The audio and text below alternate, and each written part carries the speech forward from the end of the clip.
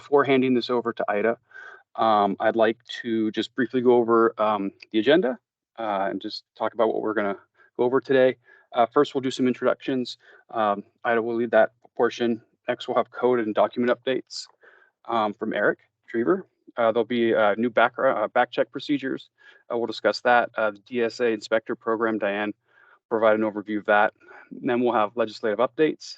We'll review cost estimating template tests, and then regional office updates, and then finally some PSCC member input, followed by some closing remarks. So again, welcome everyone. It's an honor. And with that, I'll end it to Ida. Good morning. I just got a message that my video is not very clear, so I'll troubleshoot that in a minute when I am not speaking. Welcome to all of you. Thanks for joining us and taking time out of your day. We're hoping to inform and, as our charter indicates, get some feedback on some initiatives that we're just checking in on as we progress into the next year, 2024. I know we haven't met in a year. We have had a lot happening this past year that we'll report on. Some of you may be aware of a lot of the items that we're reporting on. Others, it will be new information.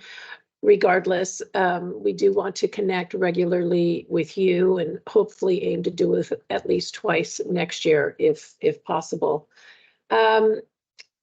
We do have a vacancy on the PSCC, and we have from a community college member, our extra community college member, and we do have interest on that. So we will be engaging with those who have indicated interest to make a selection. So hopefully they'll be joining us next year as well.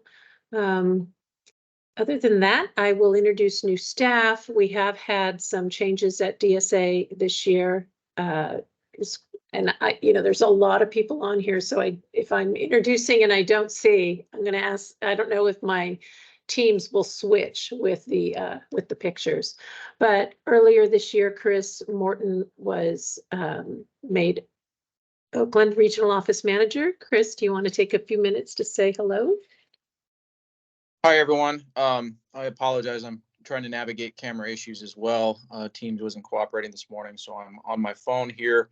But I'm the new regional manager in the Oakland office. I took over in August. I've been with DSA since 2016, so 7 years now. I'm a structural engineer. I've worked with several of the names here throughout my time, so I'm looking forward to working with you in my new role as the regional manager. Thank you, Chris. Dessa will be retiring at the end of next week, or her last day in the office will be the end of this week, actually, the end of this week. And then she's taking some time off before her official retirement at the end of December. So we thank Dessa for her time at DSA. She's been with us for 20 years. I think about 9 of those years serving as regional manager. So we thank her for her time. And welcome, Chris, to the team. Many of you have heard also that Craig Rush will be retiring in March. We are advertising for his replacement right now, and we'll be making a selection after interviews, hopefully by mid-December, end of December, so that we can have about 3 months of transition between Craig leaving us and the regional manager, so that Craig can show the new regional manager the ropes for the next 3 months, early 3 months in 2024. And of course, obviously, I'm going to create a disc to Craig and maybe teach that new person all his bad habits. So, which we will try to have an impact on in changing. No, Craig's been obviously a valuable employee, and I tease him all the time. Other than that, let's see, who else do we have new to DSA? In fact, I will likely just popcorn around to DSA staff so that they can introduce themselves. Of course, I will begin with Andrew, who already introduced himself as our executive director for the Public School Construction Collaborative. So Andrew, why don't you popcorn to the next DSA employee or staff person? Great. I'd like to introduce Eric Drever. I've already introduced myself. Again, I'm introduced some others. Eric. Good morning, everybody. It's nice to see you at the PSCC today. This is my second PSCC meeting, I believe. So if you were not in attendance at last year's, then this is, and you might be meeting me for the first time. I am the principal architect over architectural codes and policies. So that's fire, life safety, access, CASP, sustainability, and a couple other more minor programs. But I will pop over to Michelle Davis, who is new to DSA. Good morning, everybody. I think maybe I attended last year's meeting as well. I'm not sure if it was this one, but hi, I see a few familiar faces in the group. I'm the supervising architect for Access. So, and I will go over to George and let George introduce himself. Morning, everybody. George Barnes. I'm the Principal Fire Life Safety Officer for DSA. Thank you.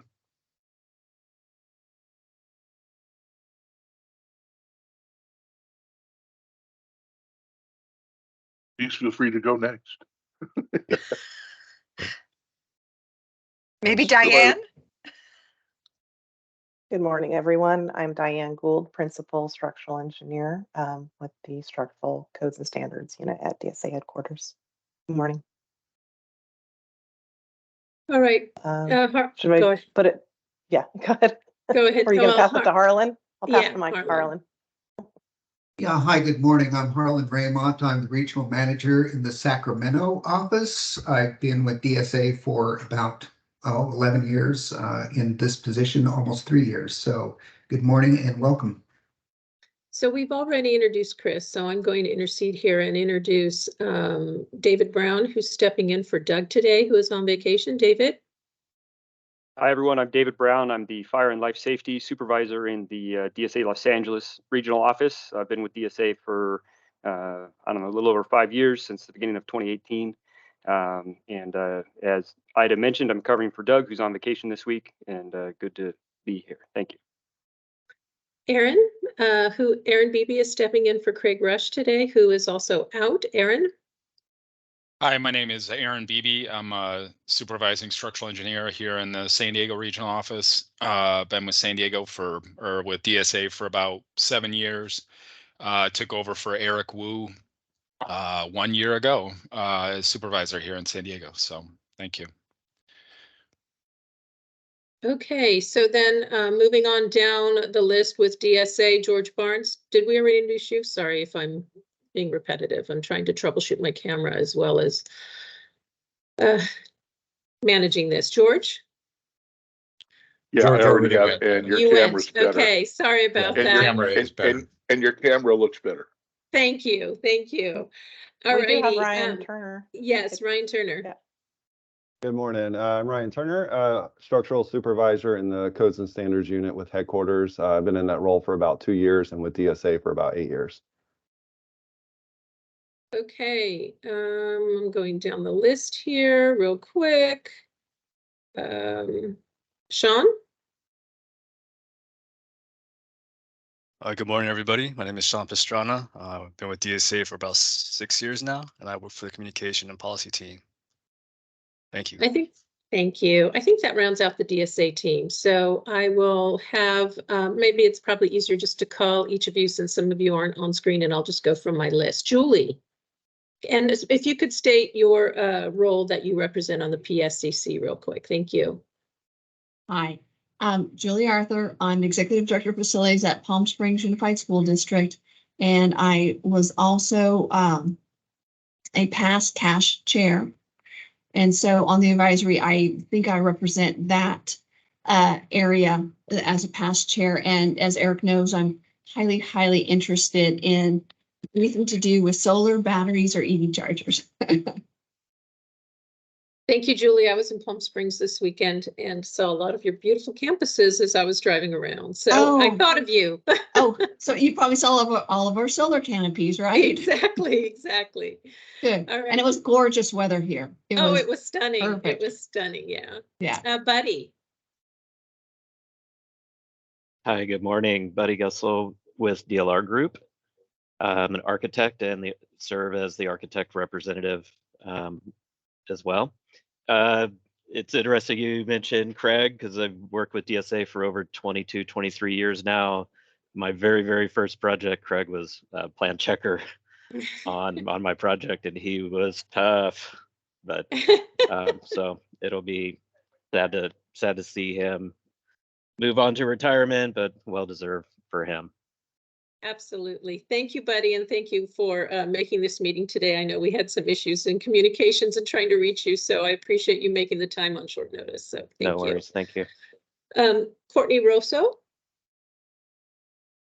Good morning. Yeah, I'm filling in for Devin Conway, but he's my reporting supervisor. So he's a principal at Verde Design. I'm a senior project manager with Verde Design. We are the civil engineer representative. Thank you, Courtney. Emily, Julia, your entire name is not showing up on my screen. So there it is, Guglielmo.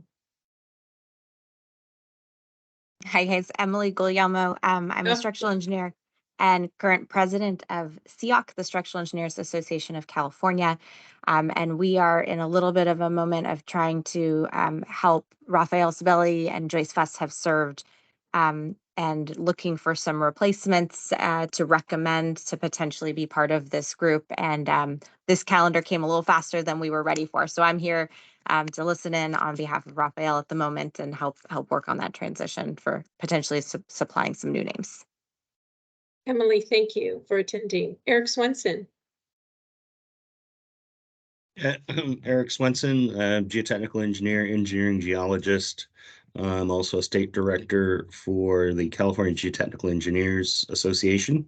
So I serve as a geotechnical engineering representative on this committee. Thank you, Eric. I appreciate it. Fred Diamond. Good morning, everyone. I'm Fred Diamond, Director of Facilities at Citrus College. I'm the CCFC chair representing the community colleges.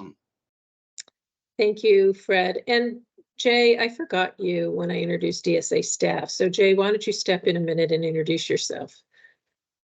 Oh, it's okay. Hi, hi everyone. I'm Jim Montage. I've been with DSA for about a year and a half now. I work on the communications team with Sean and Andrew, and yeah. Thanks, Jay. Jeff Becker. Hey, good morning, everyone. I'm Jeff Becker. I'm the Executive Director of Facilities and Operations for the Fresno County Superintendent of Schools, also the immediate past chair of the Coalition for Adequate School Housing. So like Julie, representing the school district voice.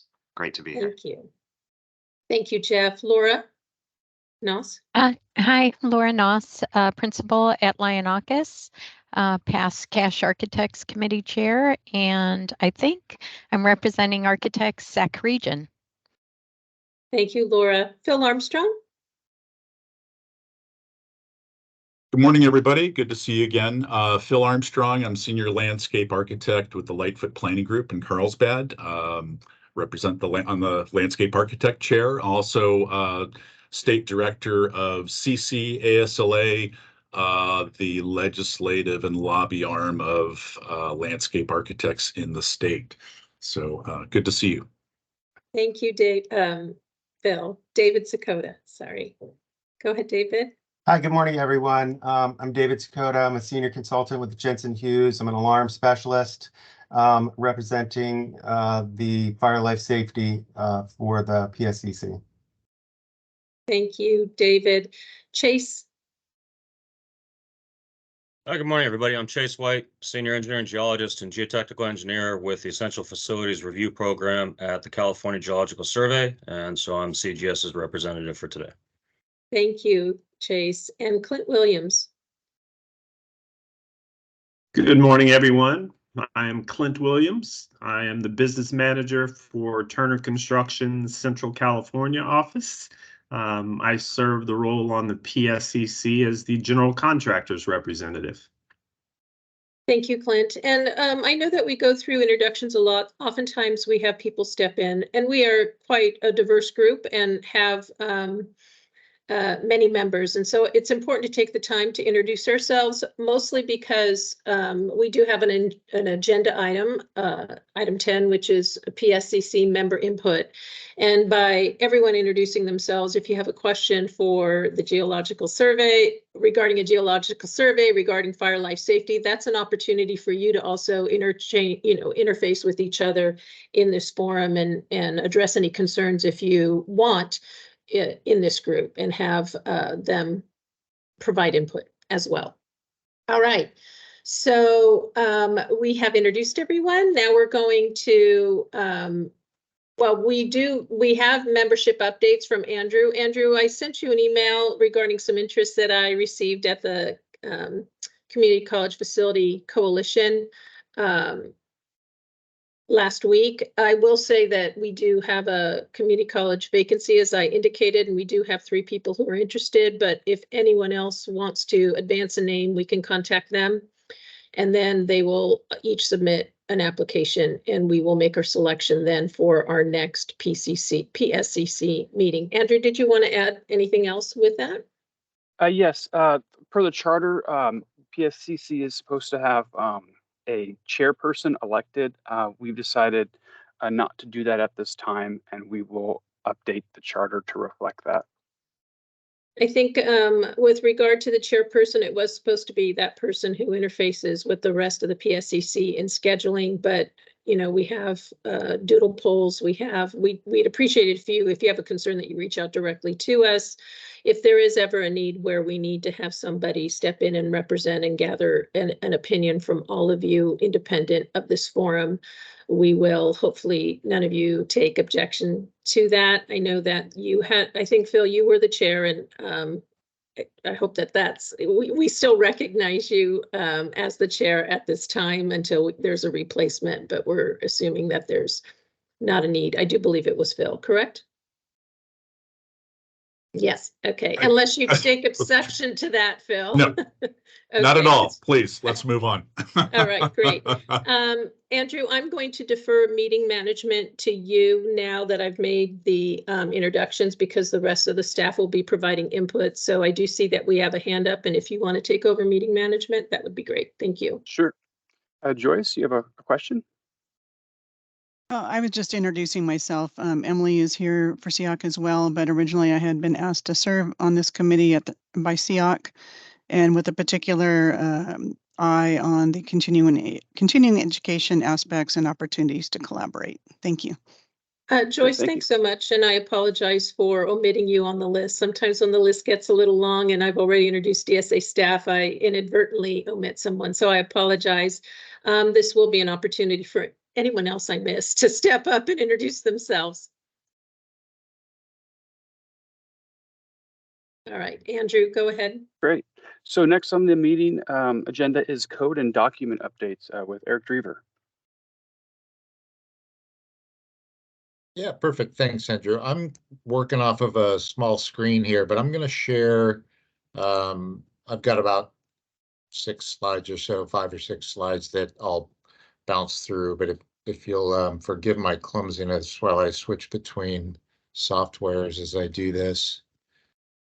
As Eric's doing that, I will let you know that Eric is presenting to the international, to the ICC on their development of the International Green Construction Code, which is kind of the counterpart to our Cal Green, talking about our new carbon regs that he will be introducing in a minute, and trying to spread the word nationwide. He was asked to speak on that, so we can advance the United States in the same measures that California is doing. So we appreciate Eric attending today while he's in DC and wanting to actually go out and see the sites as well as do his work. Well, work first, and then I'll fit in sites as I can. It's a quick turn trip, so I won't get too much opportunity, but I'll do what I can. But for the moment, we're at this meeting. So code updates. We've been in the 2022 triennial for the past 11 months or so. So I presume that most are aware of the code updates that were part of that triennial update. But a quick summary in terms of accessibility. There were some clarifying definitions of access aisle, some clarifying requirements for maintenance of accessible features. Separated, one of the larger ones, which really wasn't too terribly significant, was separating entrances and means of egress. We reported on these last year, so I don't want to go too deep into any of the code updates, this or the intervening, but I'll go into a little bit more detail on the intervening. And then the last one in 2022 triennial was clarifying the requirements for housing at a place of education. So we are in an interesting place in regulatory development. We are both on the end of the cycle for 2022 intervening code adoption, which is pretty much in the middle of the publication period. We're reviewing proofs of the proposals that were adopted earlier in the year and late last year. But we're simultaneously in the pre-cycle activities for the 2024 triennial code adoption cycle.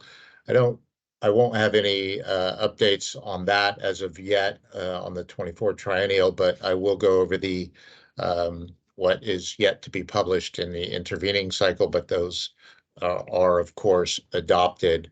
In Chapter 11B, World of Accessibility, it was actually a pretty significant cycle for us. There's a number of, I want to say, Michelle, you can correct me if I'm wrong, but I think there were 18 total proposals in the intervening. So a very active supplement, both in terms of number and subject matter. There were a number of more administrative type proposals that were adopted.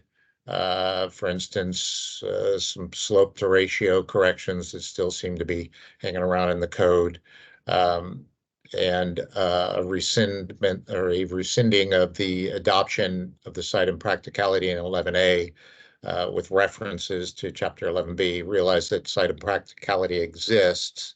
It's just for DSA, it exists in Chapter 11B.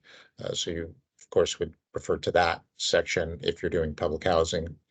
There was an item on safe dispersal areas, which was not large, but certainly a big improvement. Received a lot of good feedback on that, currently safe dispersal areas had no specific scope within the safe dispersal area for accessible spaces. It, of course, needed to be on a route, accessible route, and connect the public way. But these proposals added 2% wheelchair spaces within the safe dispersal area. So those of course need to comply with Division 3 for slope and slip resistance. And we also clarified some EV signage.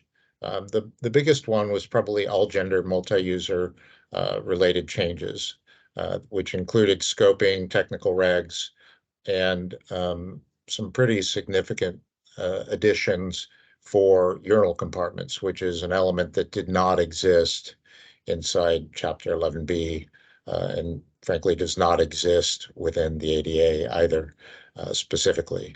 And then there was some related signage to all gender multi-user restrooms. Again, we presented most of these last year, so I won't go into deep detail, but if you have questions about them, I'd be happy to expand on that and answer questions. There was some clarification on ground to floor units, ground floor units, elevators, multi-story units, and scoping for the adaptable units in public housing. That was primarily clarification. There was really no change there. And then lastly, some changes to the adult changing facilities and alterations. And this really was specifically to align with the requirements in statute in terms of timelines. So again, that was a fairly active accessibility cycle for supplements. Why don't I pause there to see if there are any questions before I go into the part 11.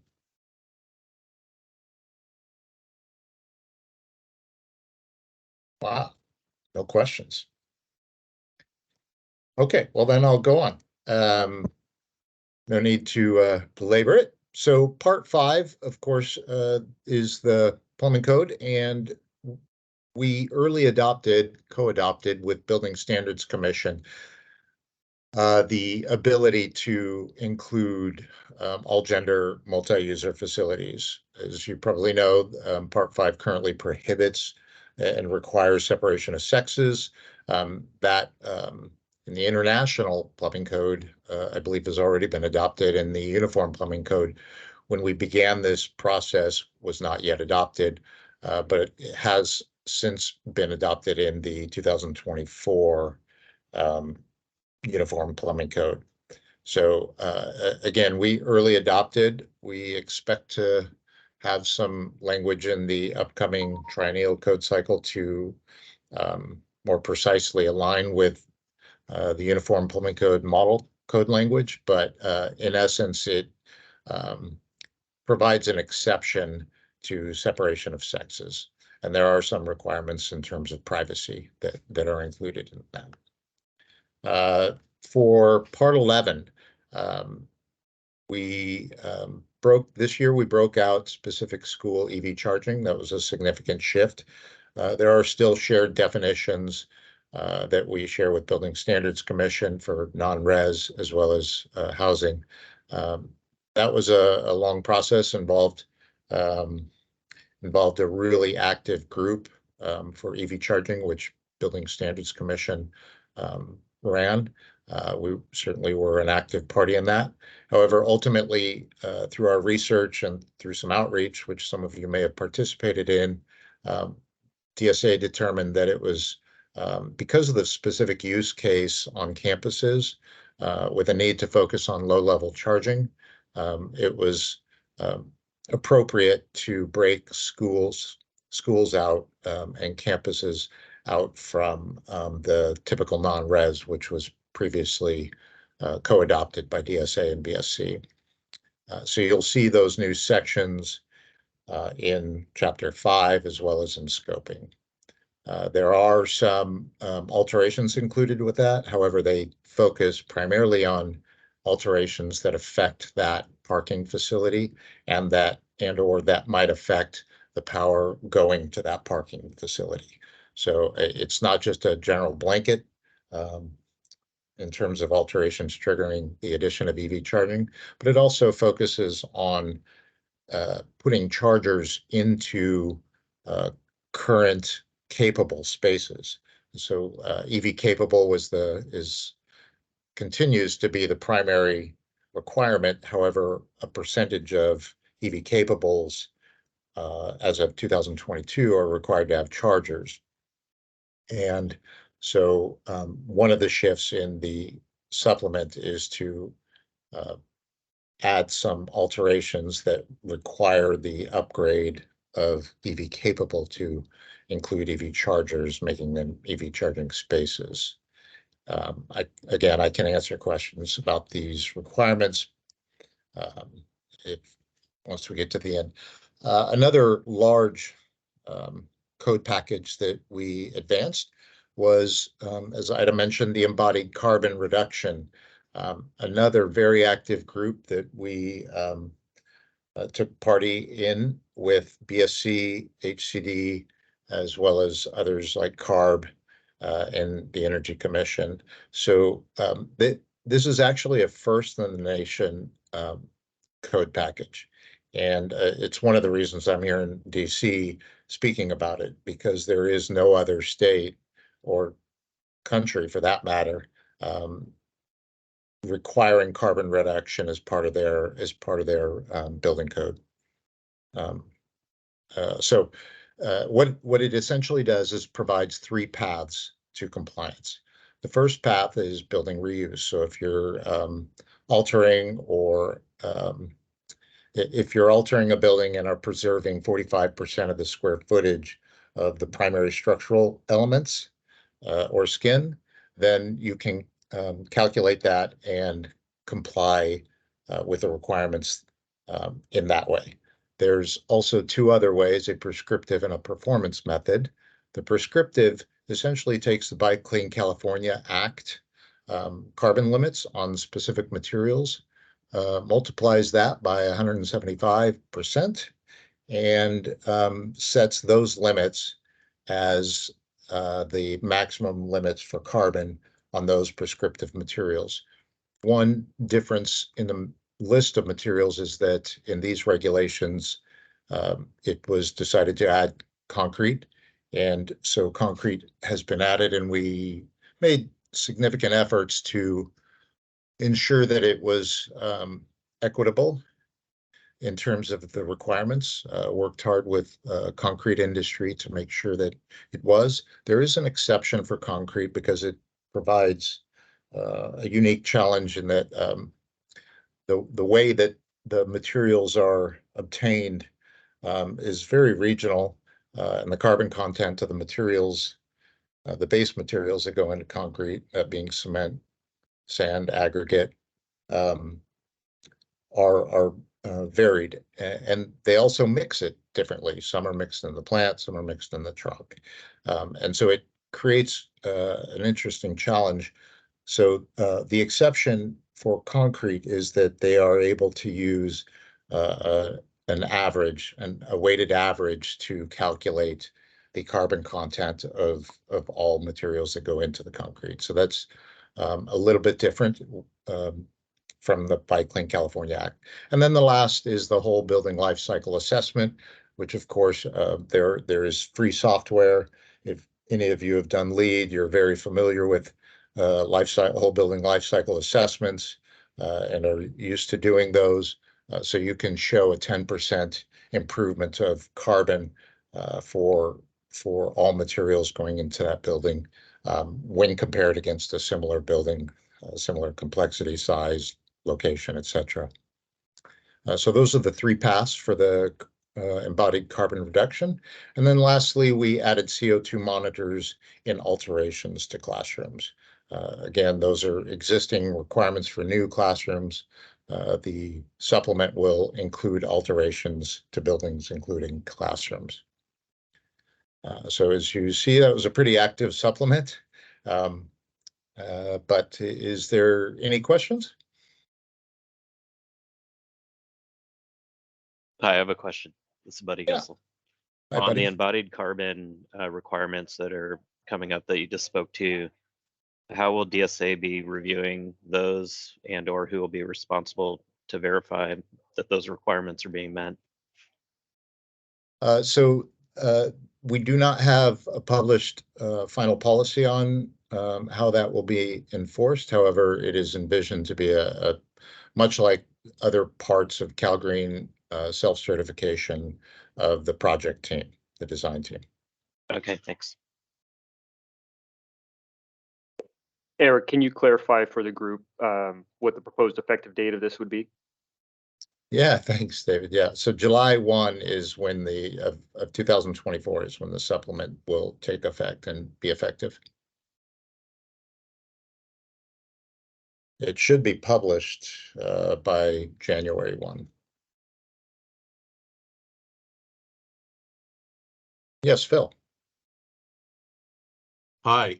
Hey, just to segue on Buddy's question to you, I've used projects non-DSA, but CNG's Pathfinder app, which is a great embodied carbon application. Similar calculators, are in LEED. Is DSA going to, is that an easy way, a path of least resistance to prove prescriptive compliance to that? So you mentioned prescriptive, but also mentioned software, which is suggestive of a whole building life cycle. I guess that would be, maybe it would be whole building life cycle, pardon me. Okay, perfect. So it probably will be a project-dependent decision. Depending on the types of materials, whether or not you're going after LEED already. I really think it's going to be a case-by-case project decision. I'm not convinced that one is more is simpler than the other when considered against different projects. So I don't know that there's going to be a path of least resistance to approvals. But in either case, I think most of the software out there do provide an easy compliance summary, which can be indicated and submitted. Again, our final policy hasn't been adopted or published yet, but look forward to getting that out before the supplement. Thank you. Mm-hmm. I will say that CalGreen also we adopted in CalGreen reporting templates, which rely heavily on design professional attestations and signatures. There is an option. Obviously, these regulations are statewide, so they're not only specific to schools. We only enforce the ones specific to schools, or we only enforce the CalGreen regs specific to schools. But if many of you do projects that are not schools, and so, Eric, can you stop sharing your screen, please? Sure. Oh, I'm Thank sorry. you. I've given it to you in triplicate or something. Yeah, thanks. The video echo. So if you're doing also projects locally, they have the same requirements for non-school buildings, non-res buildings. And what's important to understand that in addition to those templates that we provide for attestations and documentation, the local jurisdiction may also require a third-party review. We don't have that requirement that we're advancing just yet. That still needs to be discussed further in our policy documents, but that is provided for in CalGreen is a third-party review. Obviously, the greenest buildings, the ones already built, and the easiest way to comply is existing building reuse. So let's go for that. But other than that, the whole building life cycle analysis, we do need to rely on free software because as regulatory requirements, it's very difficult to require paid software, especially when there's many options out there. You're welcome to use paid software if it's easier for you to use, but in the regulations, we have listed free software that you can use. And so those are the varying paths that are still being provided. And we're working with building officials and our industry partners in establishing the easiest method. Really, our goal with these regs is to become familiar with whole building life cycle analysis, become familiar with products and the embodied carbon of products, understand their reporting mechanisms, and have that be a conscious decision in projects. So we have set the threshold pretty high so that we can move forward in that education realm. And we are working with our partners to bring more education to you, hopefully on DSA Academy really soon. One thing I do want to provide notice of is that, especially when it comes to concrete and low carbon concrete, to ensure that what you specify in your whole building life cycle analysis and produce an EPDs is also reflected in your specs.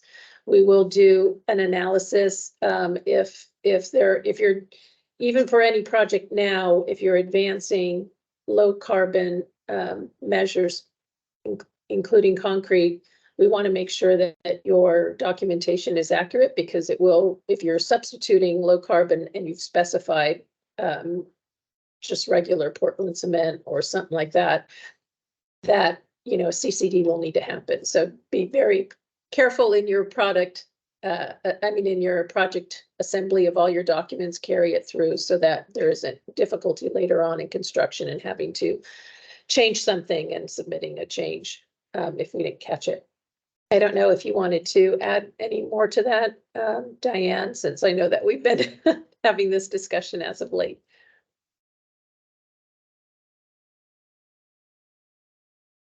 I'm sorry, I have to admit I was distracted by That's something okay. else I was reading. What was the question?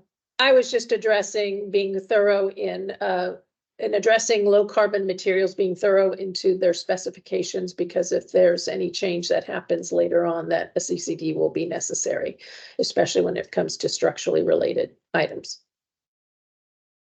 Yeah, and I think if there's any particular question on how to do it, really it comes down to the the traditional Portland cement is the ASTM C150. So if the desire is to include the option to do the Portland limestone cement, that's a different ASTM spec. So we just need to make sure if that is an option the designer wishes to pursue, that they include either that dual option of the ASTMs in their specs. But beyond that, really the process for approving and submittal and approval of the mixed designs, it is it doesn't matter what cement you have in the mix. It's still, you got to submit your mixed designs, break histories, that sort of data. So it really comes down to, because that Portland limestone cement is a different ASTM, it's critical to get that in the design documents in the first place if that's desired by the professional. Other than that, CCD after the fact is still relatively straightforward, but again, more paperwork, more time. Looks like we have a couple hands up. Laura? I just wanted to confirm there's no square footage threshold for this. Actually, thank you for bringing that up. Okay. Yes, there is. For DSA, this affects buildings 50,000 square buildings or groupings of new buildings 50,000 square feet or larger. Okay, For that's what I thought, but non-res, I was getting nervous. Okay. Thanks for asking the question. Yeah. For non-res, it's a stepped requirement. For other non-res, for any other private architects out there, it starts at 100,000 square feet, and I think in July, I may be getting the date wrong, but in July of 2025, I think they step it to 100,000 square feet. Or excuse me, step it down to 50,000 square feet. Actually, it's January 1st, Oh, is it 2025. Yeah. Okay, so there, And just to 6 months off. clarify, if you're doing an addition to an existing building, that aggregate number will also apply, but hopefully your 45% existing building calculation meets your threshold with that addition. When you actually get into the requirements, they're pretty modest. That's intentional to get it into the code. So I will tell you right now, in terms of cost and what we've determined, especially from the suppliers, is that all these products are easily met without increased cost in construction materials. The only thing that might have an additional cost is the design professional fee on doing a whole building life cycle analysis, which is estimated to be less than 1% of their fee. So, it's really to educate, to get it in the code. And as we advance, to tweak down on the requirements as more products become available, so that we can address holistically the impact of the built environment on carbon and our climate action goals, according to governor's wishes, and obviously just the improvement of the planet. Buddy. Yeah. Sorry, Eric. Buddy, that's okay, buddy. One moment, and I'll get your hand. In terms of the ability for current market materials to meet these regulations, they're readily available. We've heard zero concern from steel, glass, insulation, concrete industries that they are unable to meet it. And actually, with steel, we've actually heard the contrary. They were pleased that the limit was raised because it included one additional plant that apparently could not meet the Buy Clean California limits simply because of its sourcing histories and where they source their materials. So they were pleased that the limit was increased. But I will say the comments that we have received is actually pressure to lower those thresholds. So certainly that will be on our radar as time goes on. But in terms of market materials being able to meet the requirements, it really shouldn't be a concern. Buddy. Yeah, my question kind of adds on to Laura's, the 50,000 square foot threshold. You kind of mentioned grouping of buildings or buildings. So it sounds like is it by a number or by campus or, okay.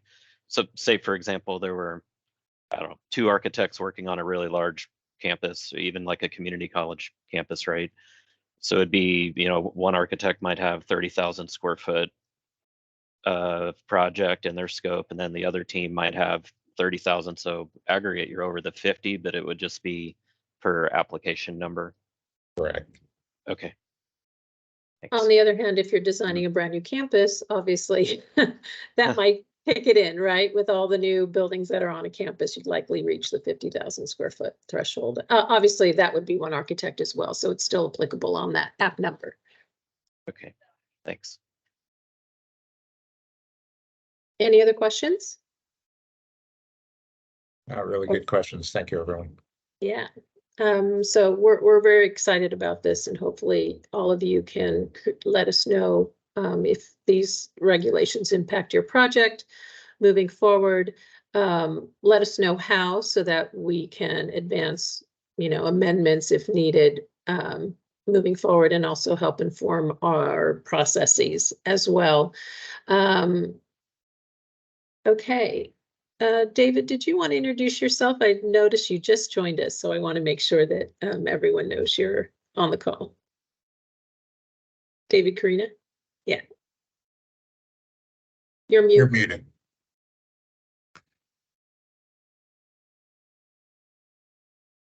You're still mute, David.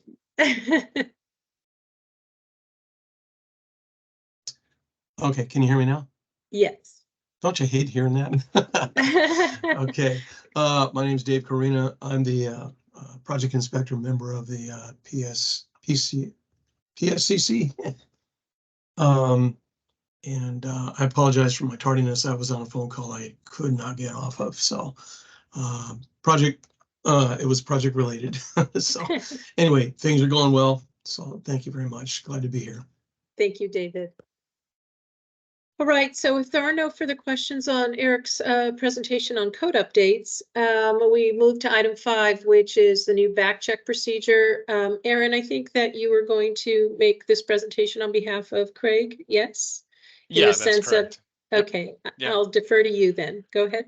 Okay, thank you. Yeah, so here to talk about the new back check procedure. If you've done any work with DSA over the course of the last 6 months or so, you should have hopefully gone through the process at least once or twice. But wanted to talk about a little bit of the background on where we were and how we got to where we're at today with the new back check procedure. So in the past, pre-COVID, in the paper years, you would do your plan review in paper, or as we progress over the last 5 years into the full electronic plan review environment, DSA would review the plans, return the corrections to the design team. The design team would review those corrections, and then of course schedule an in-person back check with the associated regional office, and then go about addressing those comments with the plan reviewer in the office, in person, and that would go on through as many meetings or through whatever duration was necessary until the approval of plans. As we all know, in March of 2020, we had the whole pandemic and COVID hit. And then DSA, as with many other organizations, went to a fully remote environment. At that time, we were decided to use the Microsoft Teams platform to perform our back checks, which was great. We were lucky that we were nimble enough, and in the fully electronic plan review environment had the Microsoft Teams environment to work in. So it created a seamless transition into the remote environment. But throughout that process, the back check procedure became more fractured and inconsistent. Back checks were used in teams, but both parties were not present, or in some cases it was performed in an in-person environment. In some cases, plan reviewers or officers were requiring resubmittals of the plans, several days or several weeks in advance. And so this created a lot of confusion with the design teams, rightfully so, as due to the inconsistent nature of the process. And then, when they would come in for the Microsoft Teams back checks, in many cases, the back check was incomplete, or there was no incentive to have the whole project complete, and that created frustration between both parties. Ended up dragging the process along, and obviously the regional managers got wind of this and it became apparent that we needed a true procedure moving forward. And so what DSA leadership did is they developed a compromise between the convenience of the remote meetings and then the accountability of the in-person meetings. And this resulted in a two-phase solution. So phase one is an at-desk back check, and then phase two is an in-person back check. So the phase one at-desk back check is essentially a resubmittal. So you would get the corrections, you reply to those corrections within the Bluebeam environment with full responses to each one of the corrections. You resubmit those construction documents, you schedule a time when you want to submit those documents to the plan reviewer. The plan reviewer takes into account the size and complexity of the job, the completeness of the job, as well as all the other entities, access and fire, and in some cases, green energy. They take those schedules into consideration, as well as your preferences. They schedule a submittal date, and then they schedule a completion date for that phase one at-desk review. And that can be anywhere from a few days to a few weeks, depending on the size of the project and the magnitude of the corrections. And what this does is it gives the design team an opportunity to get it right the second time, if you will, with as little pain as possible. This was the preference coming out of the remote environment. It seemed that our clients really enjoyed the convenience of the remote aspect of it and not having to come to the office and so on and so forth. So there's no travel, there's no interaction with the plan reviewer.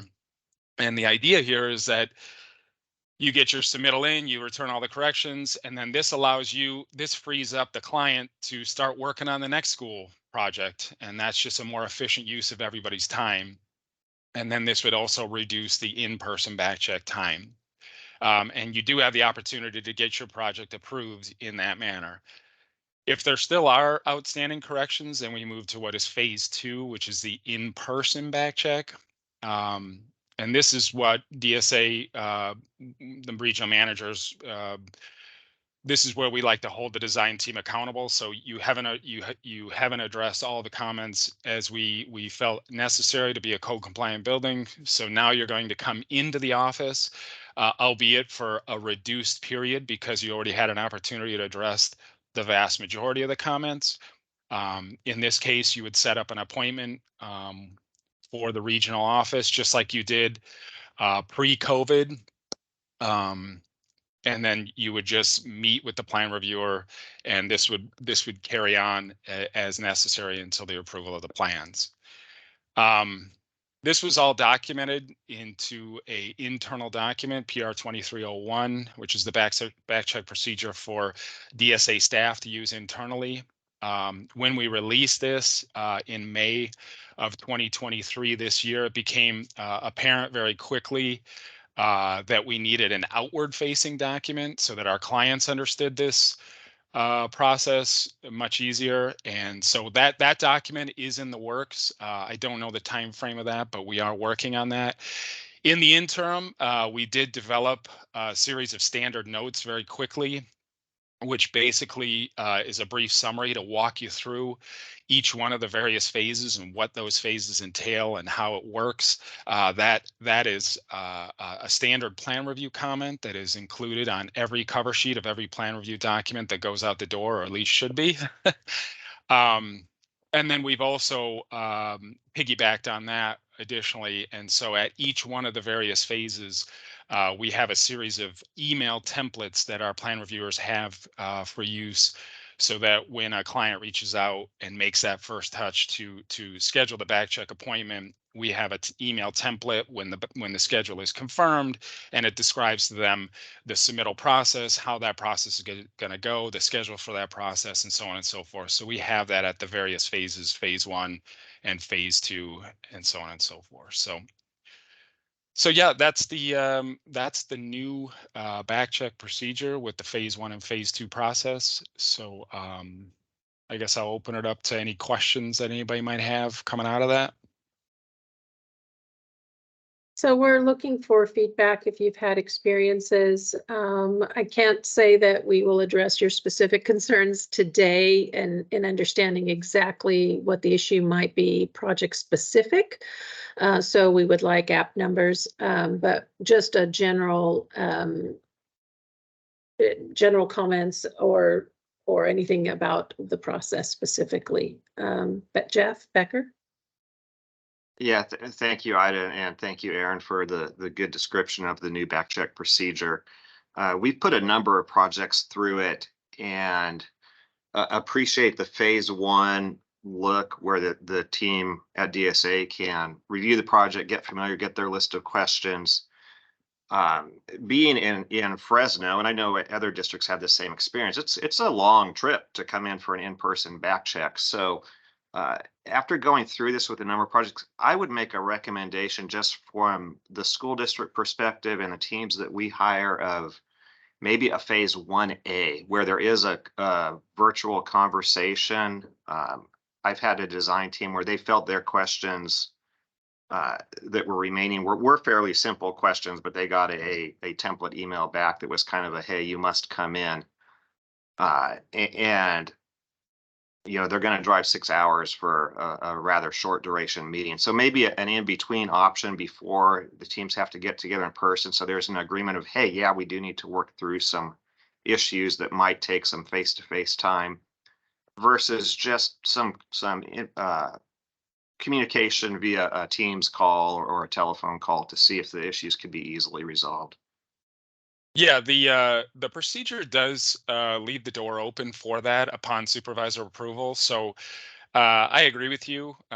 You know, if there's, you know, I kind of have a little bit of a rule with my staff where if they're just going to come here for less than a half hour or something along that nature, and we're just checking a few boxes here and there, then perhaps you could just go ahead and close out the project remotely, and that's a more efficient use of people's time. So you certainly have that opportunity to have your design team make that request on an as-needed basis, and then it's just up to the supervisor and the individual offices managing that staff to make that decision. But agreed, we're not interested in wasting people's time. I think that was kind of the goal here. Thank you. Laura, I believe you were next. Thank you. I think this is great. The clarification publicly, I think, will be very good. Our bigger issue has been multiple versions where plan check keeps happening. When we've addressed everything, we submit it 2 weeks at the request. And then someone new is looking at it. Maybe it was an outside plan reviewer originally, and then it's an inside plan reviewer. And we have a series of different plan check comments that I would consider minor, right? I mean, really minor. So I guess, is there anything in there about ongoing plan review? Because they weren't things we didn't pick up. They've never been things we didn't pick up. They're new comments, like, I want more detail on this. I want, you know, things that honestly we wouldn't, some of them are comments we would never have seen before, right? Comments on our standard details that have gone through 412 times, right? So I guess what is there limitations or coaching of the team that limits that version 2, version 3 kind of ongoing plan review? Yeah, so your concern was baked into the procedure. The regional managers were very explicit that the phase 1 back check is not an opportunity to re-plan review the project. That is never the intent, and that should not be happening in the phase 1. Now, in saying that, you know, we should never be re-plan reviewing scope that was in the original submittal. But if there's information that's added or additional details or what have you that occur due to comments that occurred in the original plan review, then certainly those would need to be reviewed and could have the potential for additional comments.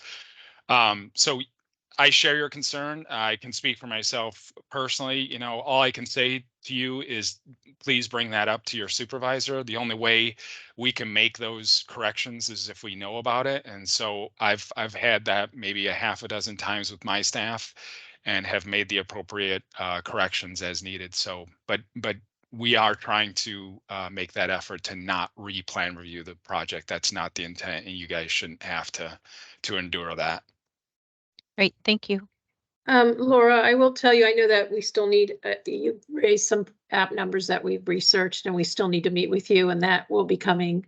We've just been kind of moving ships at DSA in the month of October, and it's been a little nutty. So I will look to schedule that hopefully next week if possible.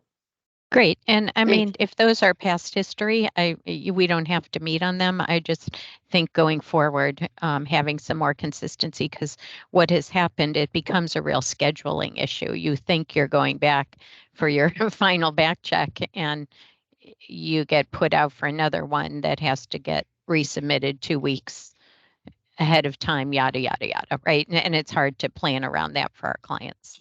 Sure, and we understand that. We hope that just addressing project-specific concerns and looking at a trajectory might help both you and us moving forward. So Great, I just want to let you know it's on my agenda, but with all our moving schedules, I've hardly been in the office in the month of October due to conferences and such. So I do want to get that on the schedule. Thank you. Buddy, you were next. Sure, thanks. So I think in general, I think the procedure is going well for us. We appreciate the options to kind of expedite and work with especially some of the remote teams. So in general, going well. My question was kind of tied with what Jeff's comments were, if it's a 1A or a 2A process where if we're down to just a few items and it's 30 minutes or an hour's worth of conversation, you know, sometimes it's just easier to get on and talk through something versus going back and forth with 4 or 5 different versions because we're just not understanding what we're typing, right? And so I think that option to have a Teams for that would be something to consider. We actually just had a small project that went through DSA San Diego, and we got down to like this one last item, and they're like, "Oh, you need to come in." And then the plan checker thought about it, and they're like, "You know what? We can just do this on Teams, no worries." So it was nice to see some flexibility in that, and that's something I think you might want to consider as well. Yeah, and that, yeah, I agree with your point, you know, and that's the intent. And it sounds like you guys went through the right path. You know, you got down to the wire, you had a conversation with your plan reviewer, you know, you guys were pragmatic about it and you came to a reasonable solution, and that makes sense. So I think that's the intent, and that's how the procedure is written, to give some flexibility for that. Perfect, thank you. Courtney, I believe you're next.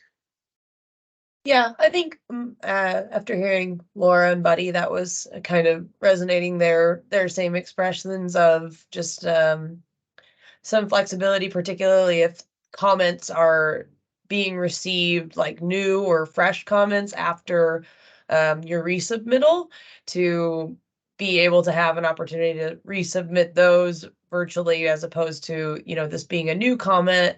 And then if in that, what if we call it like V3 situation, that is not addressed, it's still kind of as if those comments are still in there like V2. So kind of having the flexibility and separation. I think any kind of, excuse me, the publication that you're describing coming out for us to have as reference would be super helpful. But so I think Buddy and Laura kind of addressed what I was thinking about.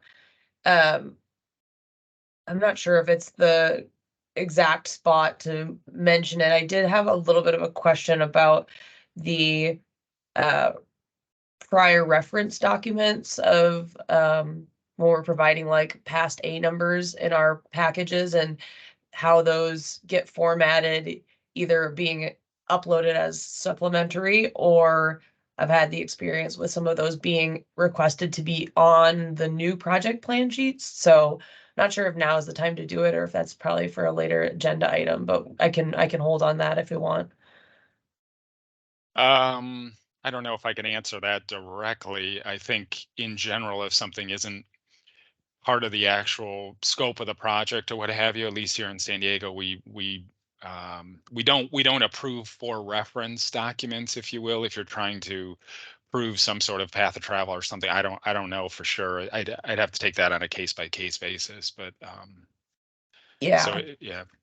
Understood. I'm predominantly working with the Oakland office, but it seems just across our office, there's been a little bit of inconsistency as to, let's say, reference like a restroom building servicing an outdoor facility for a new project, providing those reference documents as an A number, like the former A number, just as a supplementary, versus some reviewers wanting like the specific sheets of those prior A numbers pasted into the new project sheets so that they're kind of more, I understand, like more readily visible. And since they are serving that, but we just have a lot of projects where we're utilizing, you know, other accessible facilities for the new project that are already in place. So there's been a little bit of ambiguity that we've experienced with that about like where we are supposed to be putting those the details and truly like the floor plans, elevations or whatever for those facilities in our new project packages.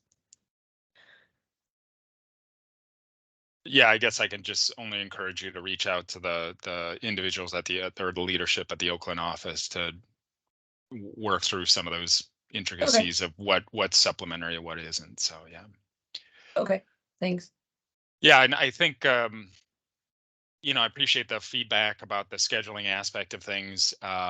If you have any other feedback about the scheduling and how that's working and what that does to your full project delivery timeframe, I'm sure we would certainly appreciate that feedback. I think we're only, you know, kind of 6 months into this, Ida, I believe. I know we're working on some metrics to kind of understand where backcheck was at, you know, in years prior, and then where it's at now, and to see how this whole thing is playing out. So we are working on understanding how that scheduling is beneficial to the overall project delivery. And, you know, we encourage you that if issues arise that you feel are inconsistent with our policy, to raise that to the regional manager and just have a discussion, not necessarily to say challenge it, but I think we need to know in the management of this process, that consistency is important, right? And Yeah. trying to understand. So I think that part is critical. And I'm sure, Chris, you've heard the comments here. Maybe trying to also discuss that with your supervisors on information on previous projects and addressing that. Yeah, I think to address the specific questions, and you've kind of touched on this before, Ida, specific application numbers where there's some confusion or something that is being asked that hasn't been done previously or is outside of published guidelines. Specific application numbers will assist in getting to the bottom of the issue. Okay, yeah, that sounds great. Thank you.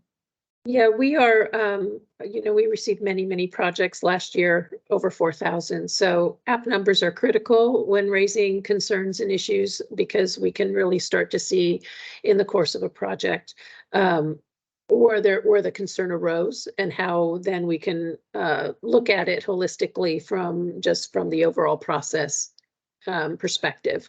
So yes, please, and application numbers are important. Laura, go ahead. I don't know if this, again, following Courtney, I don't know if this is the right place to raise it, but wanted to bring up some comments from our team on a consistent basis.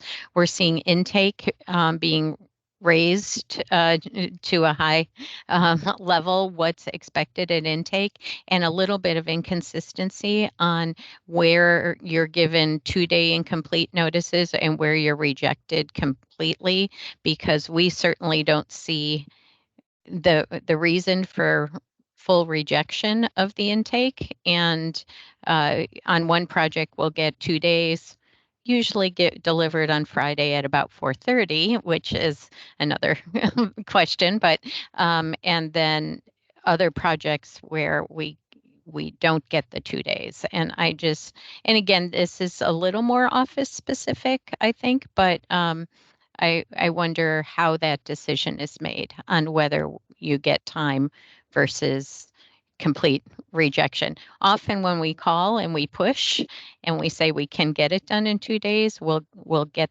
that done, but it just seems there's not a lot of consistency there. I think unfortunately we don't have a statewide intake process that I'm aware of. So it is very office to office in terms of how stringent they are. I can speak for the San Diego office that we almost, I would say, 95% of the time, unless there's egregious errors in the project, we always offer up 2 days for the design team to pick up their items to correct. And in many cases, if scheduling permitting, depending on the plan reviewer or whoever we had slated for that project, we may make some concessions based on the design team reaching out to us or so on and so forth. But yeah, I think that's just an office to office thing. I mean, the one thing that we've seen here in San Diego, and I can't speak for the other offices, is the PV and the battery energy storage stuff. I think took everybody by surprise, and we had, I would say, at least 3 out of 4 of our new projects were missing these items. And so we were trying to be very lenient early in the year, and perhaps rejecting them initially, and then offering up re-registration with an early submittal, scheduling permitted, understanding the design teams had a little bit of a surprise or heavy lift on that stuff. But in general, that's where we are on San Diego. I'll defer to the other offices in terms of their approach to it. Eric? You're mute, Eric. Sorry about that. So decent segue, Aaron, thanks. And I just wanted to highlight the various documents that the DSA has produced. So we have Campus Solar as an alternate means, which there's, I think that's PR 23, I'm going to get the number wrong, 2304, that's on our website, and it allows or provides some guidance on how if there is existing solar on a campus and you're producing excess power for that campus, how you can use that excess power to justify the new solar requirements in the energy code. We've also recently, or this past year, published IR N3 and N4. And those also deal with battery and solar as well. So just highlighting, N4, I believe, is the battery, and it goes into some detail about fire life safety aspects and structural aspects of large battery systems. So if there are any questions, feel free to direct those my way. We can always add clarity if needed. Diane? Thank you. I was going to respond to Laura's comment of receiving notice at 4:30 on Friday that you have 2 days to respond. I think there's, I'm not familiar with all the specific language of all of our notes and templates that go out, but I believe there is language in some of those communications that I think refers to 48 hours actually. So this was something that was discussed recently in a meeting that included all the regional managers, and they all agreed the intent is that it's 2 working days. We're not expecting, we're not going to be here on Sunday to make sure you get it in by Sunday at 4. So, but there's maybe some clarification of the language that might be needed if we touch this again. Harlan, thank you, Diane. Harlan? Yeah, I just wanted to tag on to what Diane said. It's 2 business days. It's not over the weekend. You got to have your project into us by 8 o'clock Monday morning. That's not the case whatsoever. And then I wanted to also say that, there is some flexibility in that 2 days. If you've got something like some calculations that you're just wrapping up and you need an extra day, like a 3rd day to get those into us, and just call us and let us know. And, we're not interested in kicking your project out, but we do need to have a complete project to review. Yeah, my question was really not the understanding the 2 days. We understood it was 2 working days. It's always just Friday. You get sort of frazzled. But is the difference between when you get the 2 days and when you don't seems inconsistent, where it's a full out rejection for rescheduling? Because there seems like very little in both, and I just wanted to understand what the difference was. And it looks like it's at intake architect's discretion, right? Chris, do you want to address that since your hand is up? Yeah, that's what I was going to get into. Is the 2 days is something that the offices offer to get projects into plan review. We want to get them into plan review. It's not a published item. Each project is not guaranteed a 2-day review of this. So the intake architect does have some discretion in working with this, in determining, are the items significant enough that the design team can reasonably provide a complete response to these items in 2 days?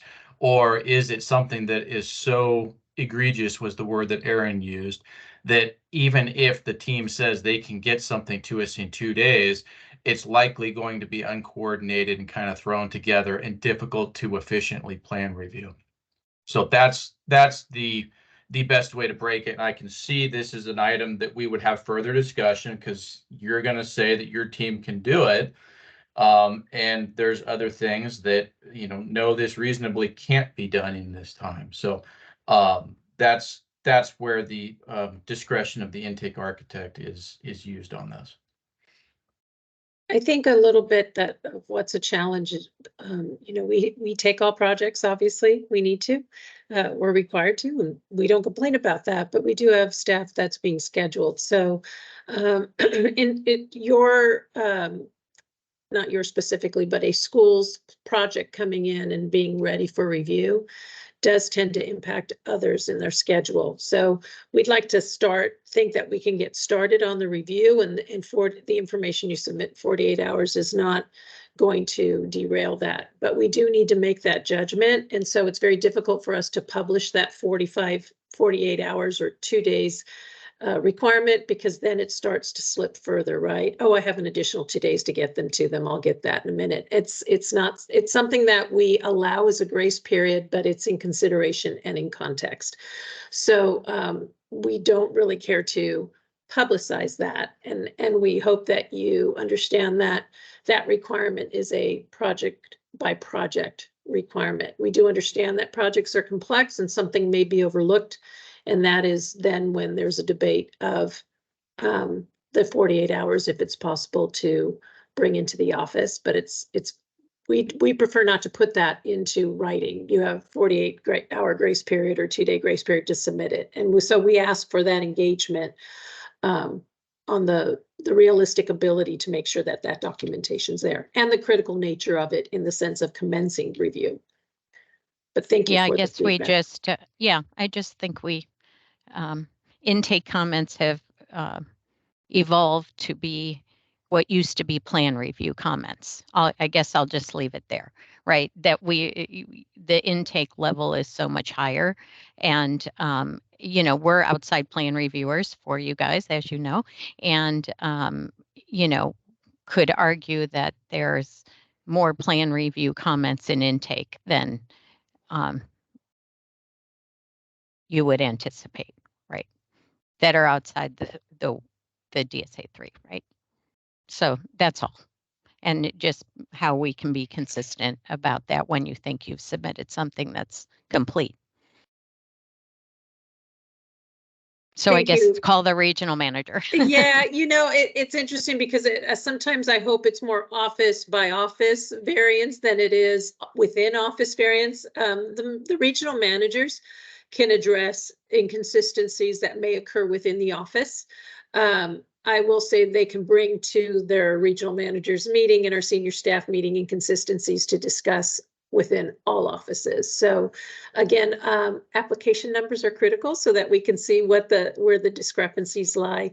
And I hate to be a broken record, but obviously we do want to get down to the nitty-gritty of the details before we amend a process, because it's very difficult to do it on a general. So we appreciate your experiences. This is the forum to address those concerns and obviously provide that follow-up for us so that we can investigate further and then get back in touch with you.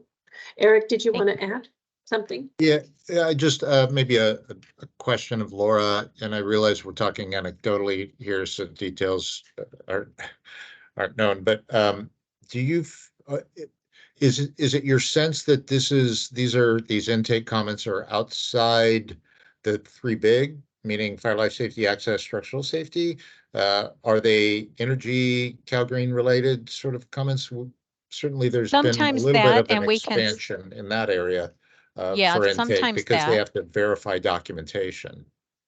Yeah, sometimes that, but I think more importantly that there is a, assessment of whether a structural calc is complete, and the calcs are there, but you wanted a different extra calc on this one thing, right? And it's would normally have been a plan review comment. Our people, if they were the outside plan reviewers, would have accepted it as a plan review comment.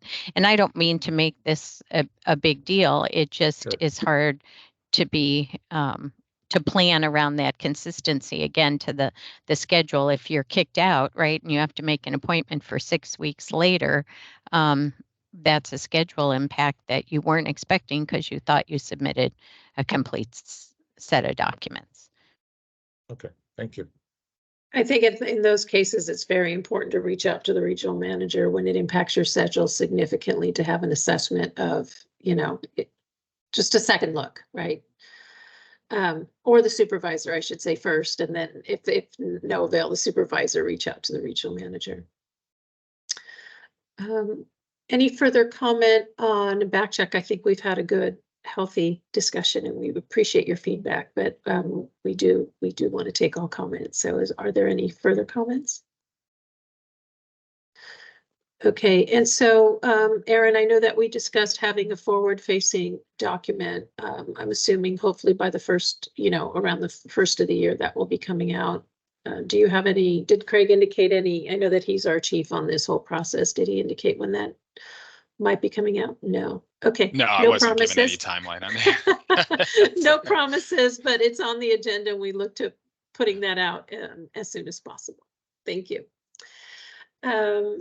All right, so no further comments. We'll move along in our, obviously, if you have further comments that you want to address, you're welcome to reach out to me, regional manager. We can have those inter-office discussions, at our bi-weekly senior staff meeting, or the principals meet weekly. If it's office specific, again, reach out to your regional manager. All right, so the next topic we are discussing is Project Inspector Program, a little bit of overview and feedback before I pass this to Diane.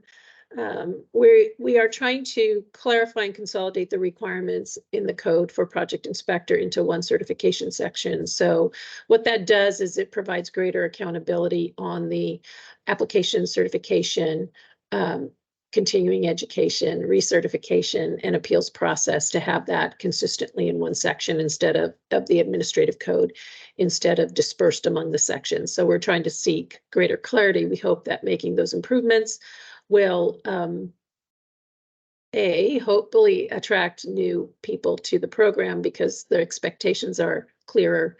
And then, of course, B, just provide that greater clarity to those who are already in the process. And it also assists us in providing for greater accountability in our processes of certification, recertification, application to the program. Just to clarify, DSA is charged with certifying project inspectors. We don't see our role is to recruit them. We do know there's a shortage. We do want to help, but in that end, it is a partnership, right? In the sense of we want to know where our regulations are an obstacle to getting people into the program.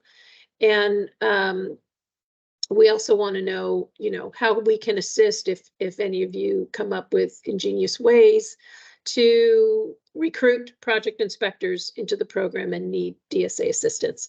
So I'm going to turn this over to Diane right now for this discussion. And she will, you can take it over, Diane. Thank you.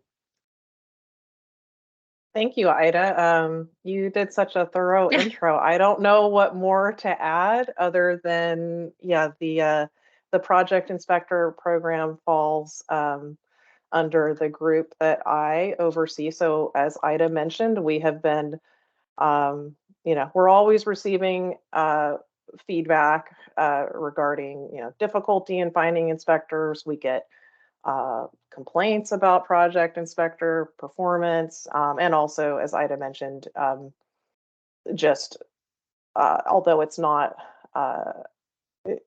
we're not responsible for recruiting inspectors, we're certainly interested in hearing about if our existing regulations, policies might be creating unintentional barriers to prevent or delay inspectors from pursuing certification. So really, this is a touch point moment for me to seek feedback from this group just on any aspect of our project inspector program, because we are, as Ida said, we're embarking on some improvements to our regulations, possibly our policies and procedures regarding the program. So with this esteemed group, I'm hopeful we can have some great feedback experiences. So I'm open the floor to anyone who has general comment on the program.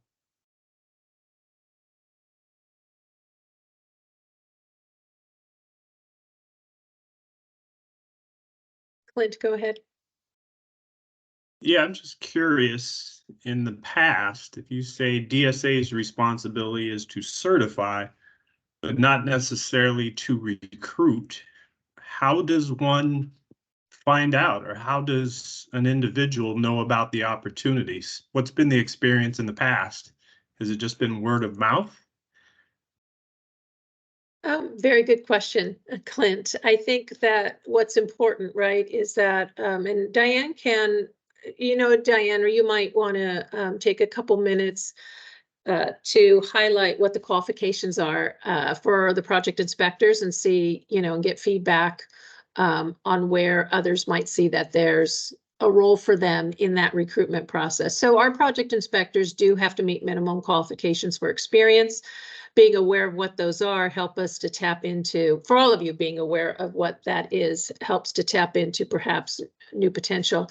Obviously, for the community colleges out there, you may have programs that can facilitate this, right? And that's one of the avenues that we're interested in partnering, obviously not championing, because again, we don't see this as a recruitment, but in understanding that if there is a process out there. And Diane, you also might want to highlight the assistant project inspector program to see how many actually avail themselves of this pathway. I think what's important to respond to you, Clint, is if you're perhaps better aware of what those requirements are, where they're located in the administrative code, if we can provide additional clarity as to the whys and the process, I think that will be a bigger step, right? I mean, right now in the administrative code, they're kind of the responsibilities of what project inspectors do and their certification process is kind of intermixed in the administrative code. Part of the reason we want to remove the process and put it in its own chapter is to say, look, there's a process of just seeking certification, recertification, continuing education, accountability, and the whole disciplinary and appeals process that's independent of what they actually do out in the field. It's DSA's engagement on just accountability for the project inspector. And then of course they do, which is tied, but is in the regs where it's appropriate, is important. So I think our goal is separating them provides greater ease for us and engagement with our project inspectors, but also perhaps greater clarity on that expectation so that we can recruit. So I'm going to ask Diane real quick to highlight what the qualifications are, if it can be easily condensed. Diane, and then of course, as well, the assistant program, to see if maybe those of you out there see a role where you can take on in saying, hey, perhaps even in the classes that you offer, in seeing that this would be a good role for you, right? I mean, we're all about career technical advancement, and I think that if we partner in the project inspector program, it not only benefits the project inspector or the student or the potential candidate, but obviously your future engagement and employment or contracting of them, and our future management of the program, so that we don't have an aging workforce that then is very difficult to replace. Go ahead, Diane. Okay, so the question of whether I can go through it quickly. We have all of this that I am scrolling through are the various options, how you can qualify to sit for the exam. So basically, and this you is have entry level, correct? This is as a coming in without being, this is not like advancing in certification. This is, you're just talking about the entry level right now. Well, there's the different classes. So let's look at a class 3 qualification. Yeah, that's a good. So class 3 is our entry level. We used to have a class 4, which we have not, we're no longer running class 4 exams, but anyone who has a current class 4 certification and continues to recertify, we will do that. So right now, class 3 is the lowest level. You can have 2 years of experience. I'm sorry, Dan, can you make that bigger on the screen? Oh, yeah. Full screen. Thank you. Is that better? Yes, thank you. Okay.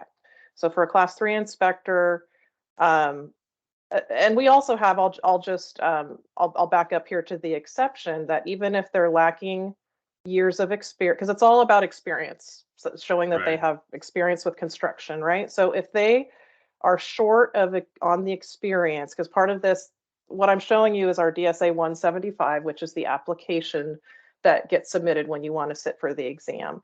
So they submit the application and my staff review, they have to submit all their qualifying experience. My staff verifies that they have the appropriate level of experience depending on which option they're choosing here. But even if they fall short in that years of experience, up to a maximum of 1 year, they can go ahead and sit for the exam, but they need to continue and finish out that experience. So they can pass the exam ahead of having the experience up to 1 year. So, and I think that they have to get that experience within 3 calendar years after they pass the exam. So there is that footnote on top, I will say. And the same thing, if you have a bachelor's degree in architecture, engineering, building inspection, or construction, once again, you may sit for the exam, but you have to get that years of experience before we will grant the certification within 3 years of the exam.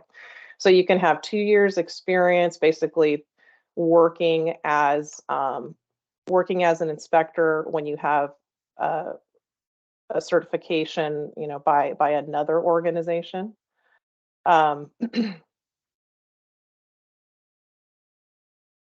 You can have a mechanical or electrical engineer registration and 1 year of qualifying experience in observation of construction of building systems. You can have 2 years of qualifying experience working as the lead superintendent on projects that are consistent with DSA classifications. And then, as I mentioned, that we have that class 4 project inspector series that we've retired. But if you've worked for 2 years as a project inspector, you can sit for the class 3 exam.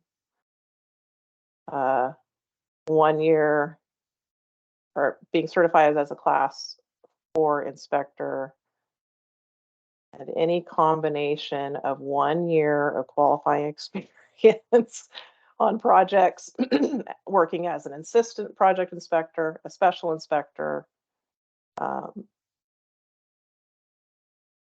working as the representative in code enforcement inspection when you have that certification by another party, or a journeyman or equivalent. We also have the option to have 6 years of relevant construction experience, including 2 years as a journeyman or equivalent experience level in carpentry, steel, concrete, or masonry trades on projects consistent with DSA project classifications.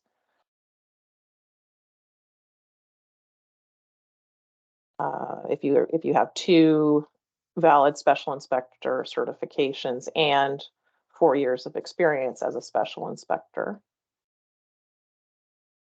And that is it for the class 3. So there are many options, many avenues, and most of these I skipped over, but most of these you can substitute up to 6 months of experience if you show that you've completed coursework in architecture, engineering, or building inspection. So do you have an idea at all, Diane, as to which one is the most, the pathway that is predominant for our project inspectors when they enter? I know that I'm throwing that to you cold turkey, and so I was just I curious. don't know that. I don't know that.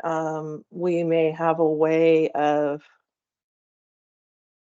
determining that. I will tell you that the spreadsheet that my staff uses to verify the spreadsheet that has lots of columns and lots of rows.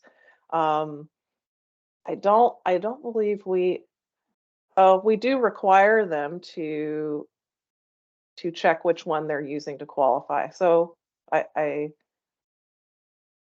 think we would have a way of determining that, because we would still have at least the prior applications. But I don't know that offhand. Yeah. Fred, you have a question? Yeah, Diane, could you send me that document and I'll make sure that I share that with all of our colleagues?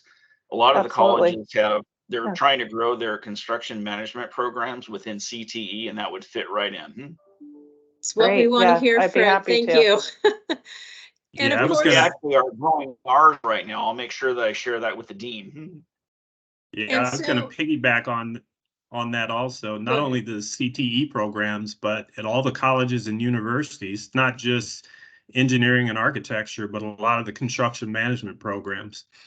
There's a very thriving Reno competition, ASC.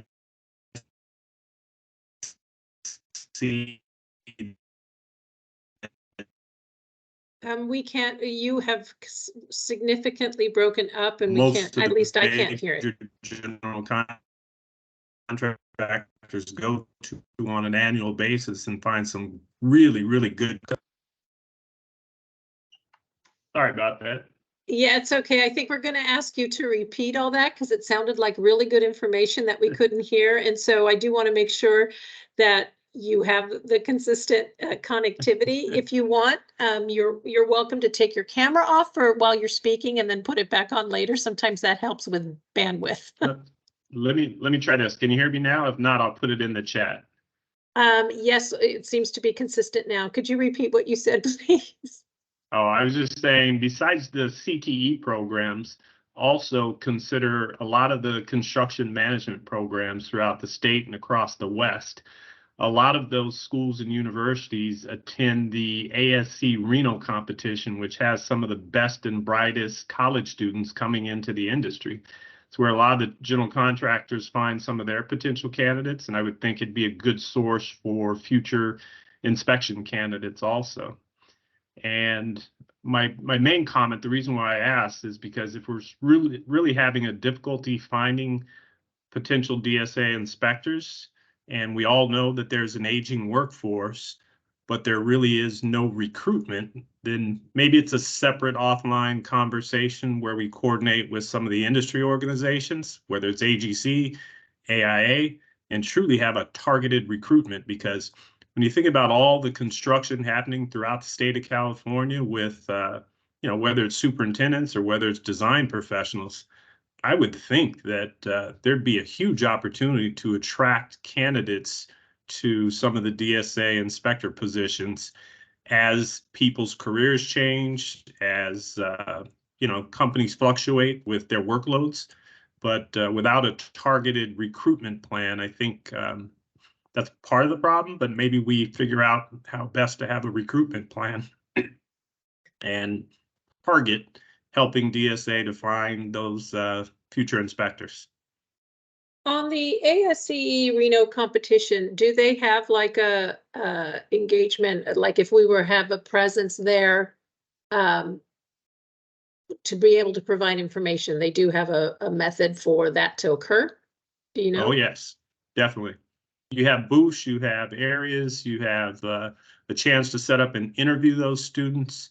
A lot of those students even come from the industry already, and they're back to school after working in the industry for 5 years, 10 years. So a lot of those students you may have with a lot of experience already. Great, thank you. I don't. Where can we get information? I'm not familiar with that. You refer to it as ASCE's the Reno section, I would assume, of ASCE. Yeah, and it's a competition they have. Is there a formal name for it, or? Yeah, it's ASC. ASC. Oh, ASC. Yeah, ASC. Contractors. ASC Reno competition. You could just Google that and you'll get all the information. That's my about, engineer inserting the E at the end of ASC. Okay, so check out ASC's website. Yeah, I think it's for more information. Associated Students in Construction. Okay, thank you. Diane, I don't know, did you explain at all our the apprentice program? And I don't know if that's something that also might be an interface that we have with the schools and also in our outreach. I know that Fred had said with the information, and I'm not sure if Fred's aware of the apprentice program, that maybe that's the perfect avenue for students to be able to come in, and that would be a good introduction into the community colleges. So, and I know I'm doing this cold turkey. Yeah, I don't have that information at my fingertips, but it's so it's an assistant inspector, not an apprentice. Sorry. And they may work under the supervision of the DSA project inspector assigned to the project. And we do have an approval form for them. I just don't have that at my fingertips. If I find it later in the meeting, I'll bring it up. But Fred, I will definitely, in fact, we'll include this DSA 175 as part of the meeting materials. And if I end up finding more information about that spells out the assistant inspectors and how to get on board with that. But I think basically, if I understand it correctly, it would be working. That's how you would get the experience, and that's gonna, if I go back through here, there is, it would be working, I thought somewhere it said working as an assistant right here. Yeah. So that's one of the avenues. If you get, you could have 1 year qualifying experience as an assistant project inspector. So if you were able to show 1 year of experience working as a DSA assistant inspector, that could be used to qualify to sit for the exam.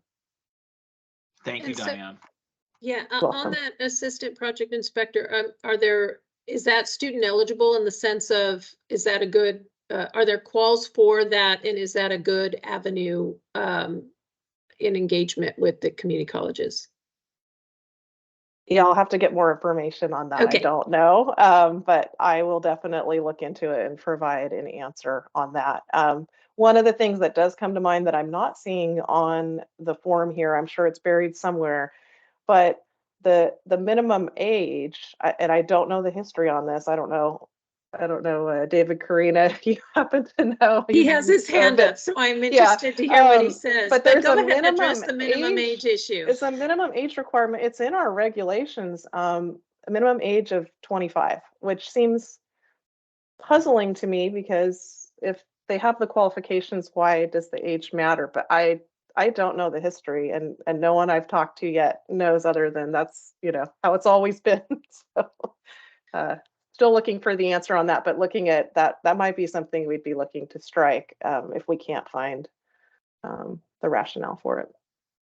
And I think what's important too for Fred, and when you engage with your colleagues on this discussion, is to look at our quals and see what your schools offer, as well as programs, to see if there's some changes that need to happen to our quals, just to be provide greater either flexibility, specificity, whatever may work in the sense of what's being offered out there to train future inspectors, so that they can see the pathway from that education into the program.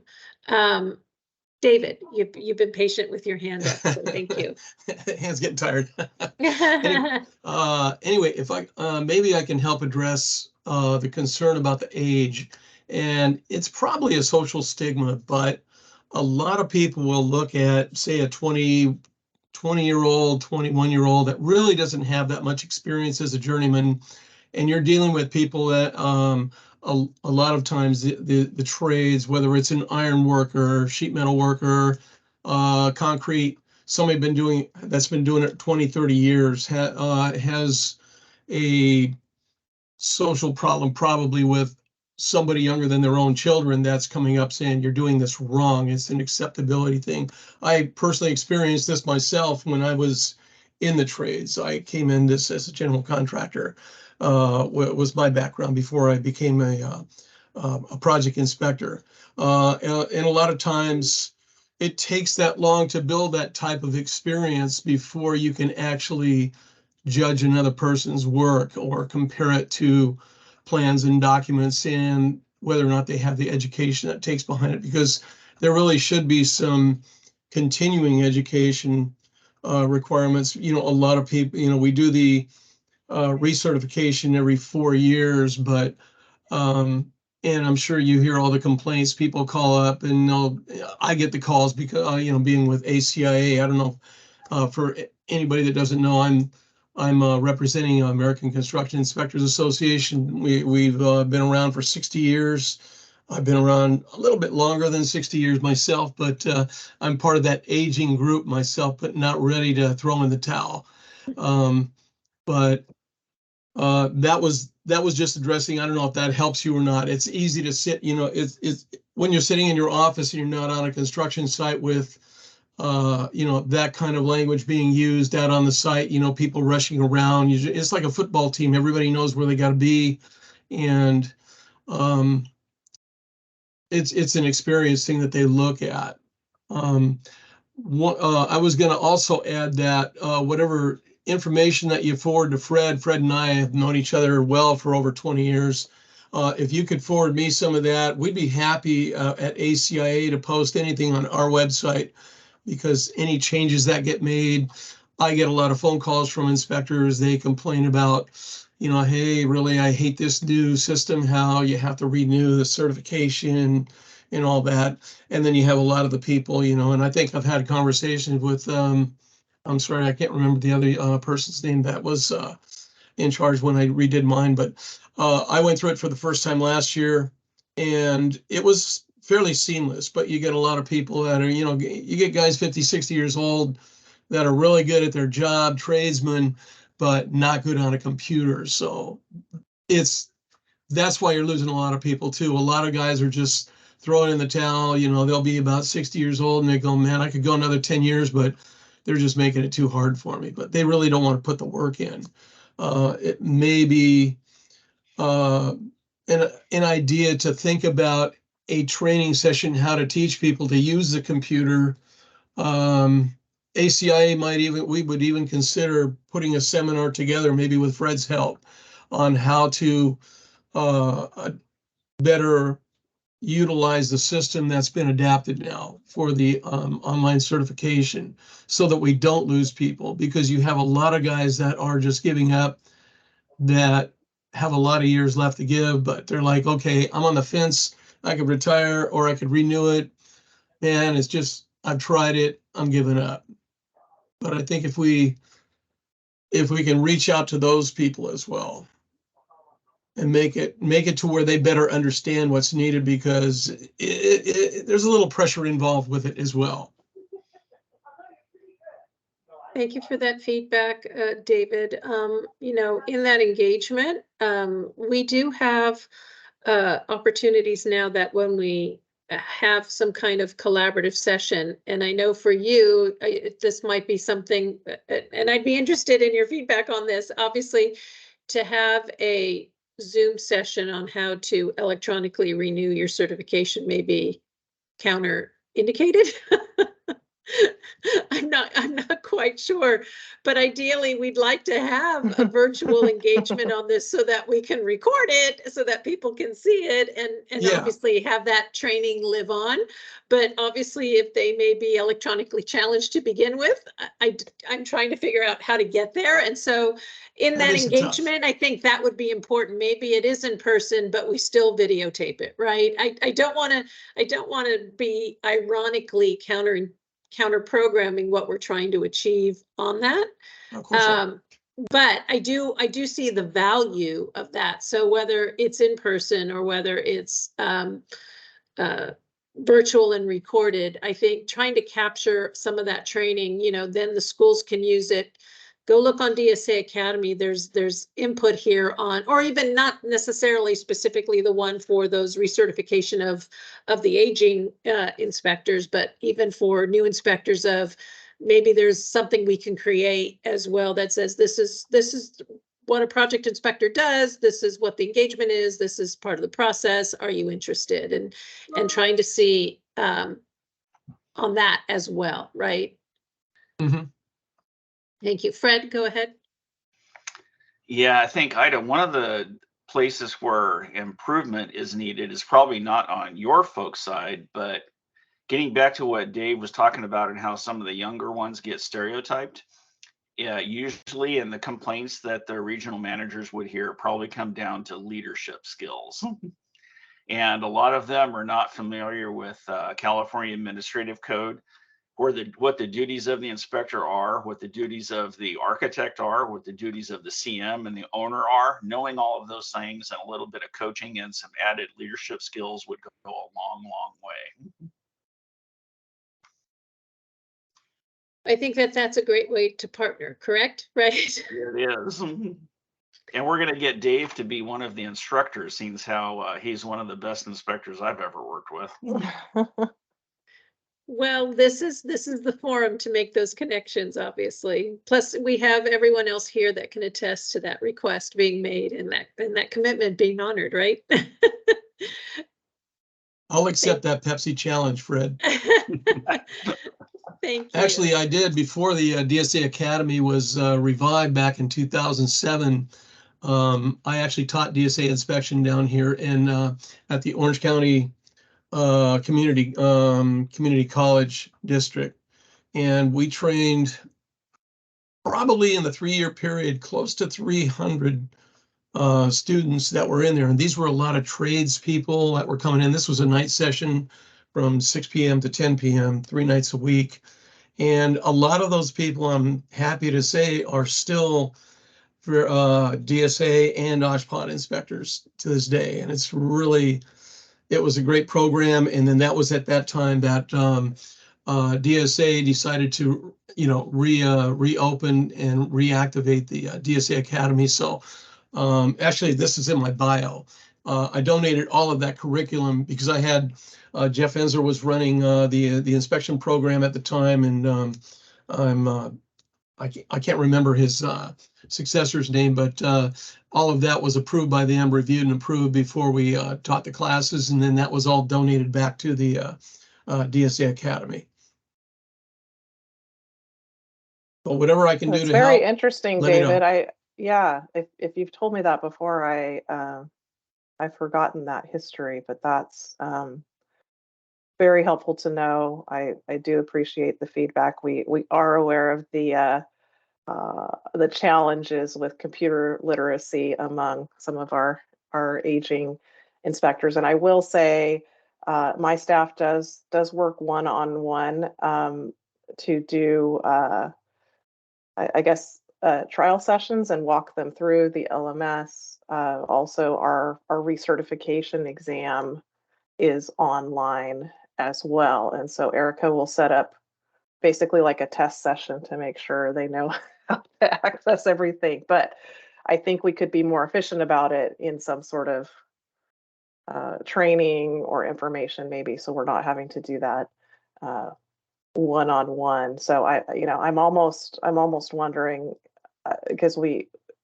are looking at, again with the things we're working on, we're looking at converting our exam to being completely paperless. So the inspector candidates will come into our office, but they will be on a computer. They'll still have their Scantron for now, but as we transition to that, I wonder if we could also offer the same services, or if it would be beneficial, rather than them having to access the LMS at home or the exam at home, they could come in again and we'd have staff assistants to help them navigate it. But definitely looking forward to collaborating and continuing the conversation with you, David, and Fred and Clint. Appreciate the feedback. Clint actually has his hand raised again, so I should call you. Yeah. I'm sorry.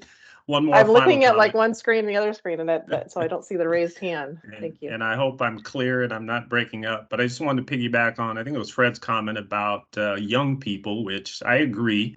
But then also, when you get to be my age, young is a relative term. So when I think of young, somebody who's in their 30s and 40s is young to me. And I think somebody who's in their 30s and 40s is very savvy with computers and technology.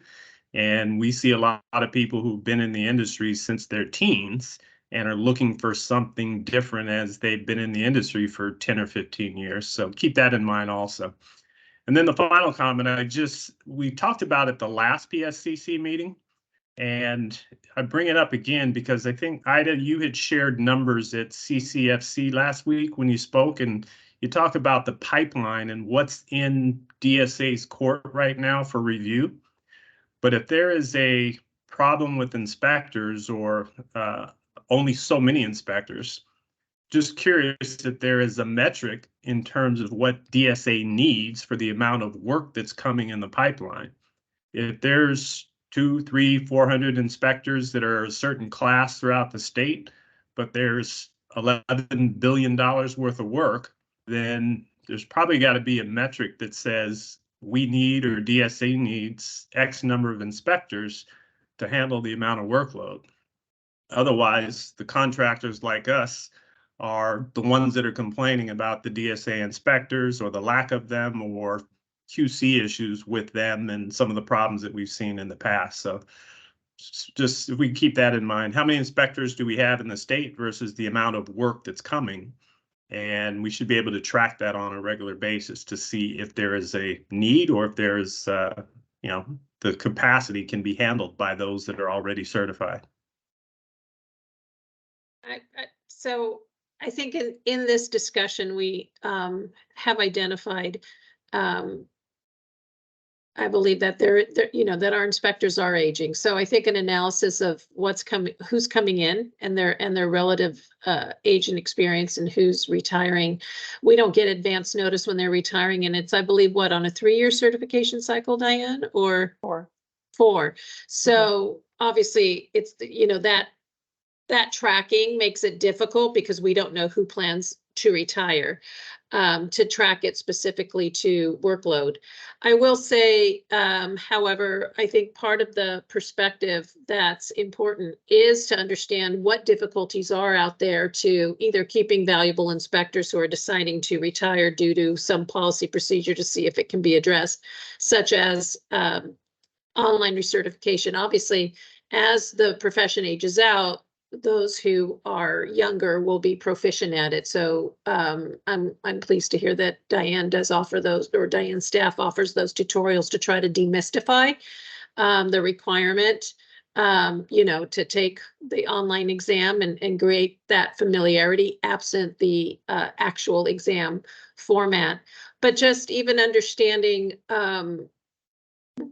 what an inspector does, I think the what's important is having the conversation and the engagement continue. And just like we had on our back check discussion, having real world examples of somewhere where there might be an obstacle of trying to find someone in a specific regional area. I think in starting the collaborative discussion initially, it helps to expand the problem solving as those concerns arise as we move forward. I'm not sure, Diane, you could respond specifically to being able to track, but I know that there's the cyclical renewal. And so it's difficult, I think, to understand that. We could probably provide statistics as to how many retire in a given year to know how many actually need to be coming in and looking at that delta. But Yeah, Diane, I think, the only data we have is so we'll know who is currently certified, and there's, different classes of inspector within that. And so right now, I think we're in and around the 900 range statewide for all inspector classes who are, their certification is current and valid. So yeah, as far as retiring, I guess we would find out when they don't recertify. So that's the every 4 years. But what we do offer on our DSA, add it up here.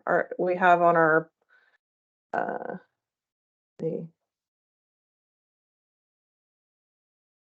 we have this DSA webpage, apply and maintain project inspector certification. So that this has anything and everything about project inspectors. But we do bi-weekly, we send out again, it's an electronic poll. It's a SurveyMonkey poll to all of those 900 odd project inspectors.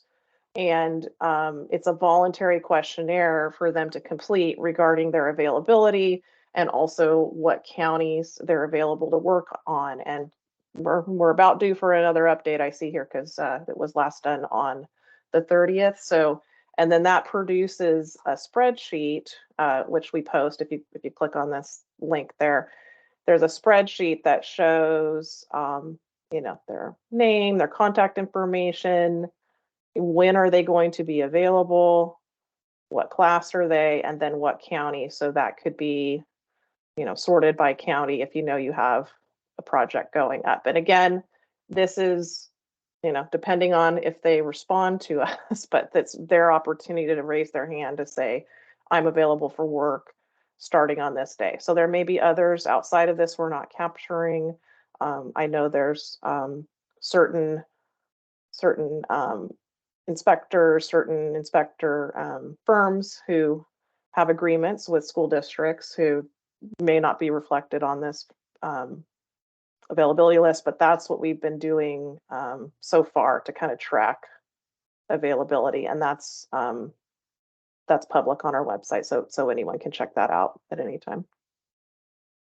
Thank you, Diane. David, Karina, I think what also might be valuable is the perspective of the project inspector as to why it's a good field to work in. The independence, or what I'm saying, that the soft skills and the intangibles that are not part of certification, and as any profession, it's important to hear from project inspectors and their perspective and why they are project inspectors and why they enjoy it, or why they, see it as a good career choice for these XXX reasons. And so I think that any of that is information that might also be helpful to Fred and the others who are working, on education programs, right, to understand those aspects of project inspectors that may provide perspective as to having it be a viable program that someone may want to pursue in the future. Jeff Becker, you have a comment? Yeah, thanks, Ida. And I really appreciated listening to this conversation, really from a macro level. I will offer a school district perspective, maybe with the purpose of creating some urgency around this issue and some shared responsibility of DSA and us to do some recruitment in this area. So there are, I looked at the link on Diane's, the Certified Project Inspector list for Fresno County as we were talking. There are 7 Class 1 inspectors in Fresno County. One, that are unfortunately, available at this moment, or there total? are 7 listed in the entirety of Class 1. So on the other link, Diane. On the on the eTracker link. Yes, Yeah, on the there are 7. One passed away a few weeks ago. Oh, no. Unfortunately, one is semi-retired and only working for a specific district. One basically has a relationship with a large district that has contracted for all of his capacity. We have 32 districts in Fresno County. I have just at the county office 25 projects coming through DSA right now, and I can't find inspectors at all. So, and I realize that is a local micro view of this, but I bring it up to create some urgency to not continue to only talk at the macro level. This is a real problem today for school districts that we can't find inspectors. You know, larger districts with large bond programs have contacted me and said, "Hey, Jeff, who do you use? I can't find anybody." So it's real today. So anything that we can do to get in front, you know, Clint, you suggested that group, the ASE group in Reno, anything that DSA can do to get in front of them to say, hey, here's a great career path. And this is how you get certified with us. And then there's 1,000 districts in California that you could be working for. I think that I want to just create that sense of urgency. So more of a comment than a question, but appreciate the time. I appreciate that note. Yeah, I appreciate that note on the urgency because it just translates to contractors who are under contract needing to have continuous inspections to keep a job on schedule. So we'd hate to have to keep going back to owners or school districts if the problem is a DSA inspector can't commit to the schedule of construction because they're stretched too thin. And even though Jeff has mentioned 7 in Fresno County, I would imagine if you just go out to the surrounding counties, it's probably worse since many of those inspectors are doing work in adjacent or surrounding counties also. So, Jeff, on that note, I know that K-12 schools are a bit removed from the career path education process, but in the sense of as it gets to project inspector, but do you see a role in any of your classes and in any of the educational settings in the high schools that can say, consider like counseling, or I'm just curious, like it just seems to be an all hands on deck effort, right? And as what's difficult for us is we certify, and we can do outreach, but we're not touching the students who are actually always looking for that career path. Where we touch them is they're already on a associated career path or likewise, right? So I'm just curious on, and for any of you on the PSCC, especially in the high school programs, what is available to plant the seed? Well, I would offer, Ida, that a number of districts now are coming up with rather robust CTE programs in the building trades in various pathways. A lot of them are dual enrollment programs. So like with the community colleges, so, you know, Fred's group, there may be some dual enrollment happening there. And again, those are great things that we're doing. It's a long game though. Mm-hmm. And we need to be doing those and something to help with the immediacy of the issue. Yes. The other thing I'll offer is, you know, county offices, and I can have one of my colleagues who chairs the County School Facilities Consortium. County offices could have a role in maybe aggregating some of this information. You know, the 80-20 rule is real in California schools, where 80% of the districts are small districts, right? And 80% of kids are educated by 20% of the big districts. And those small districts you know, they may have a project every couple of years or even less frequently. And so it's very difficult for them to get their voice heard in this. And when they're looking for an inspector, you know, they find out because the architect says, okay, now we're going to go to bid. You're going to need an inspector. Who do you want to work with? And they're really disadvantaged in that regard. Thank you. David? Yeah, one of the things. Oops, you're mute, David. Somehow you got mute. I did it again. I'm sorry. It's okay. A lot of the districts hire exclusively through brokers or inspection firms. It seems like for a long run there, as soon as somebody got their DSA 1 or 2, they opened up a firm. They had a relative or somebody that was in charge of construction at their district, and they got hired. And not just them, but there's a lot of independent inspectors that don't want to work for firms because, and I've had experiences when I first started that weren't particularly, I was actually instructed more than once to back off of any non-compliance notices, things that would end up getting me in court. So I decided to just become an independent myself. The district should probably consider opening up to hiring some independents. There's a lot of talent out there where people don't want to work for somebody that has only been in business for a couple of years and is telling them they're micromanaging the project inspector and telling them how to inspect their project because they don't want to ruffle any feathers and possibly not get another contract, or they'll just replace the inspector. I've had at ACI, we've had a lot of inspectors ask us over the years, hey, something's got to be done because, I did my job, but they told me, hey, I've got to do this way, or I'm not going to work in this district anymore, or they're going to blackball me from the industry, independents have a lot to offer. If you just stick with the firms, all they're going to do is if they get one complaint, they're going to replace that guy with somebody else, that inspector. And they really, a lot of them don't have this big roster. They don't have, a bench in the hall, like, so to speak. I get calls every week from somebody will have their wife, their girlfriend, their significant other, just go down the list and make phone calls. Hi, this is so-and-so from XYZ Inspection. We've got a really great project for you. Why don't you send me your resume? And what happens is there's a few districts, LA is one of them. I don't know if they've changed that, but if they get a project inspector's resume, at least this was in the past, and if that resume for that particular project inspector was submitted by one firm, they won't accept that person's resume from any other firm.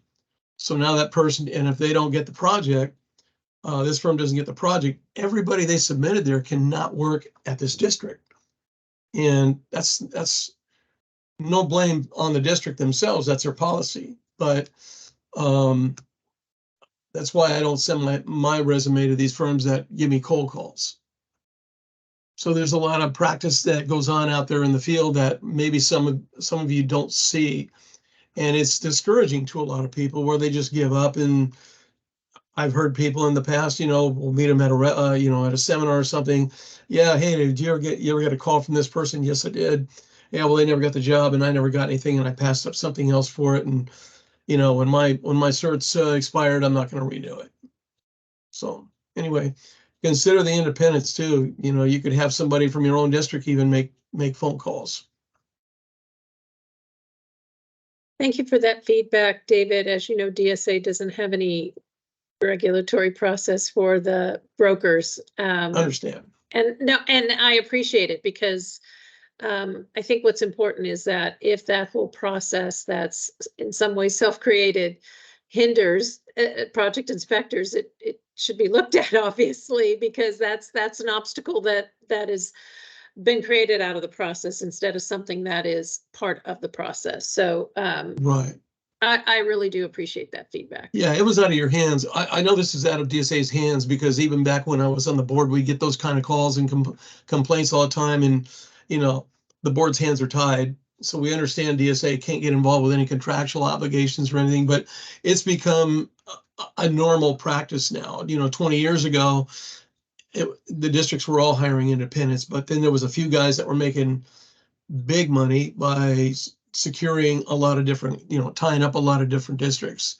And there's so many different firms out there now. I mean, there was some really crazy names for some of these. I remember one was Bad Boy Inspections, and Fred, you might remember some of these guys.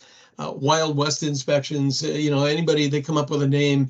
And the independents really didn't have much of a chance because they would apply for a project with a district, and the district chose to go with a firm because they were planning ahead, saying, well, if something happens, if you get hit by a bus, this firm here can go ahead and replace you.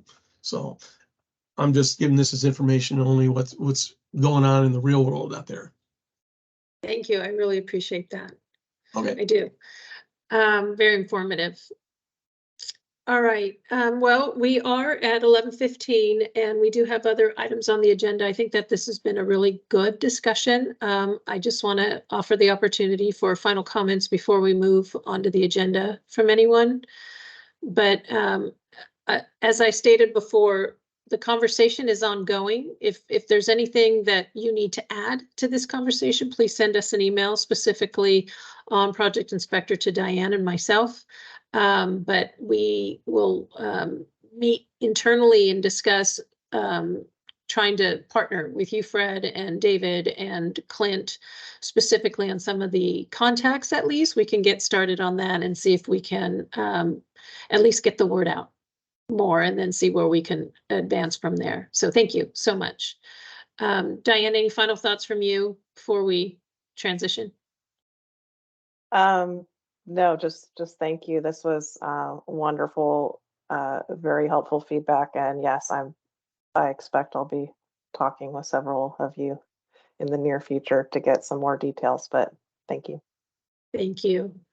All right, item 7 is legislative updates. I know that AB 358 is the community college student housing.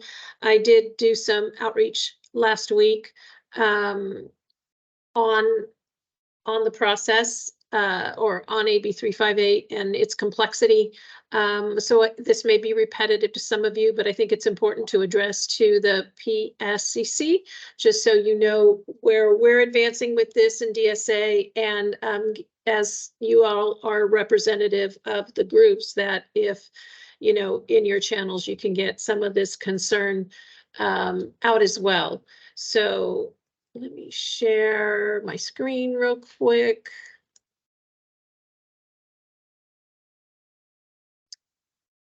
Okay. It's this one. All right.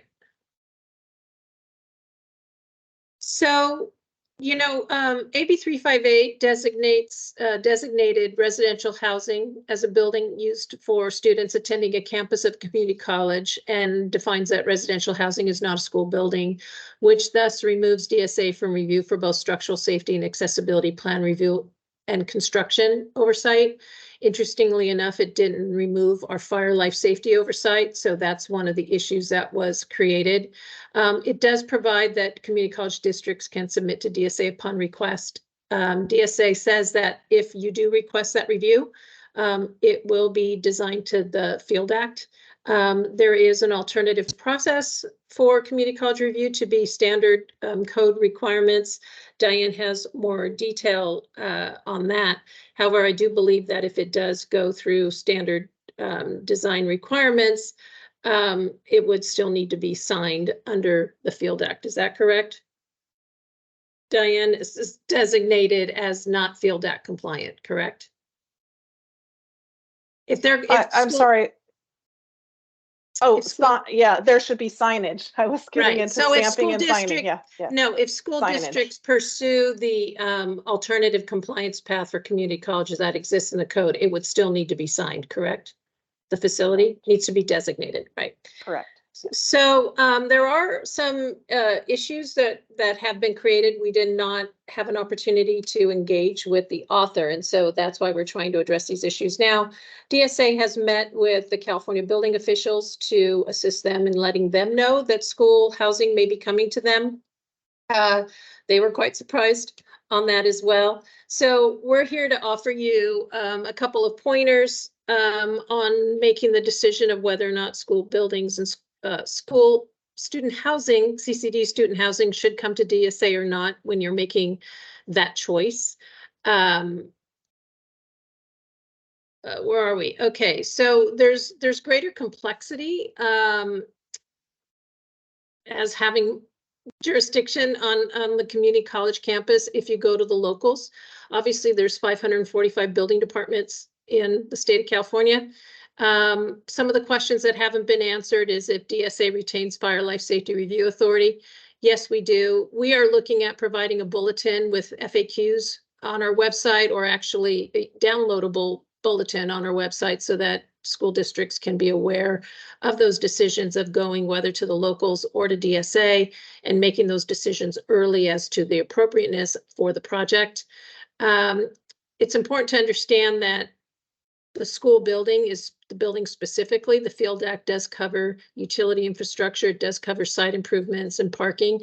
Those are still considered school improvements. So if your housing project is on a community college campus proper, and you want to tap into those utilities, or you want to have other students accessing the housing project either for its parking facilities, and meaning that the parking facilities aren't exclusive, or if there are any educational spaces in that housing project, that really should come to DSA review, specifically because if there's educational facilities, they are required to be Field Act compliant, or spaces, I should say. The site, if it's going not to be exclusive for students, and preserving the fact that in the future you may not want them exclusive for students, those should come to DSA for review.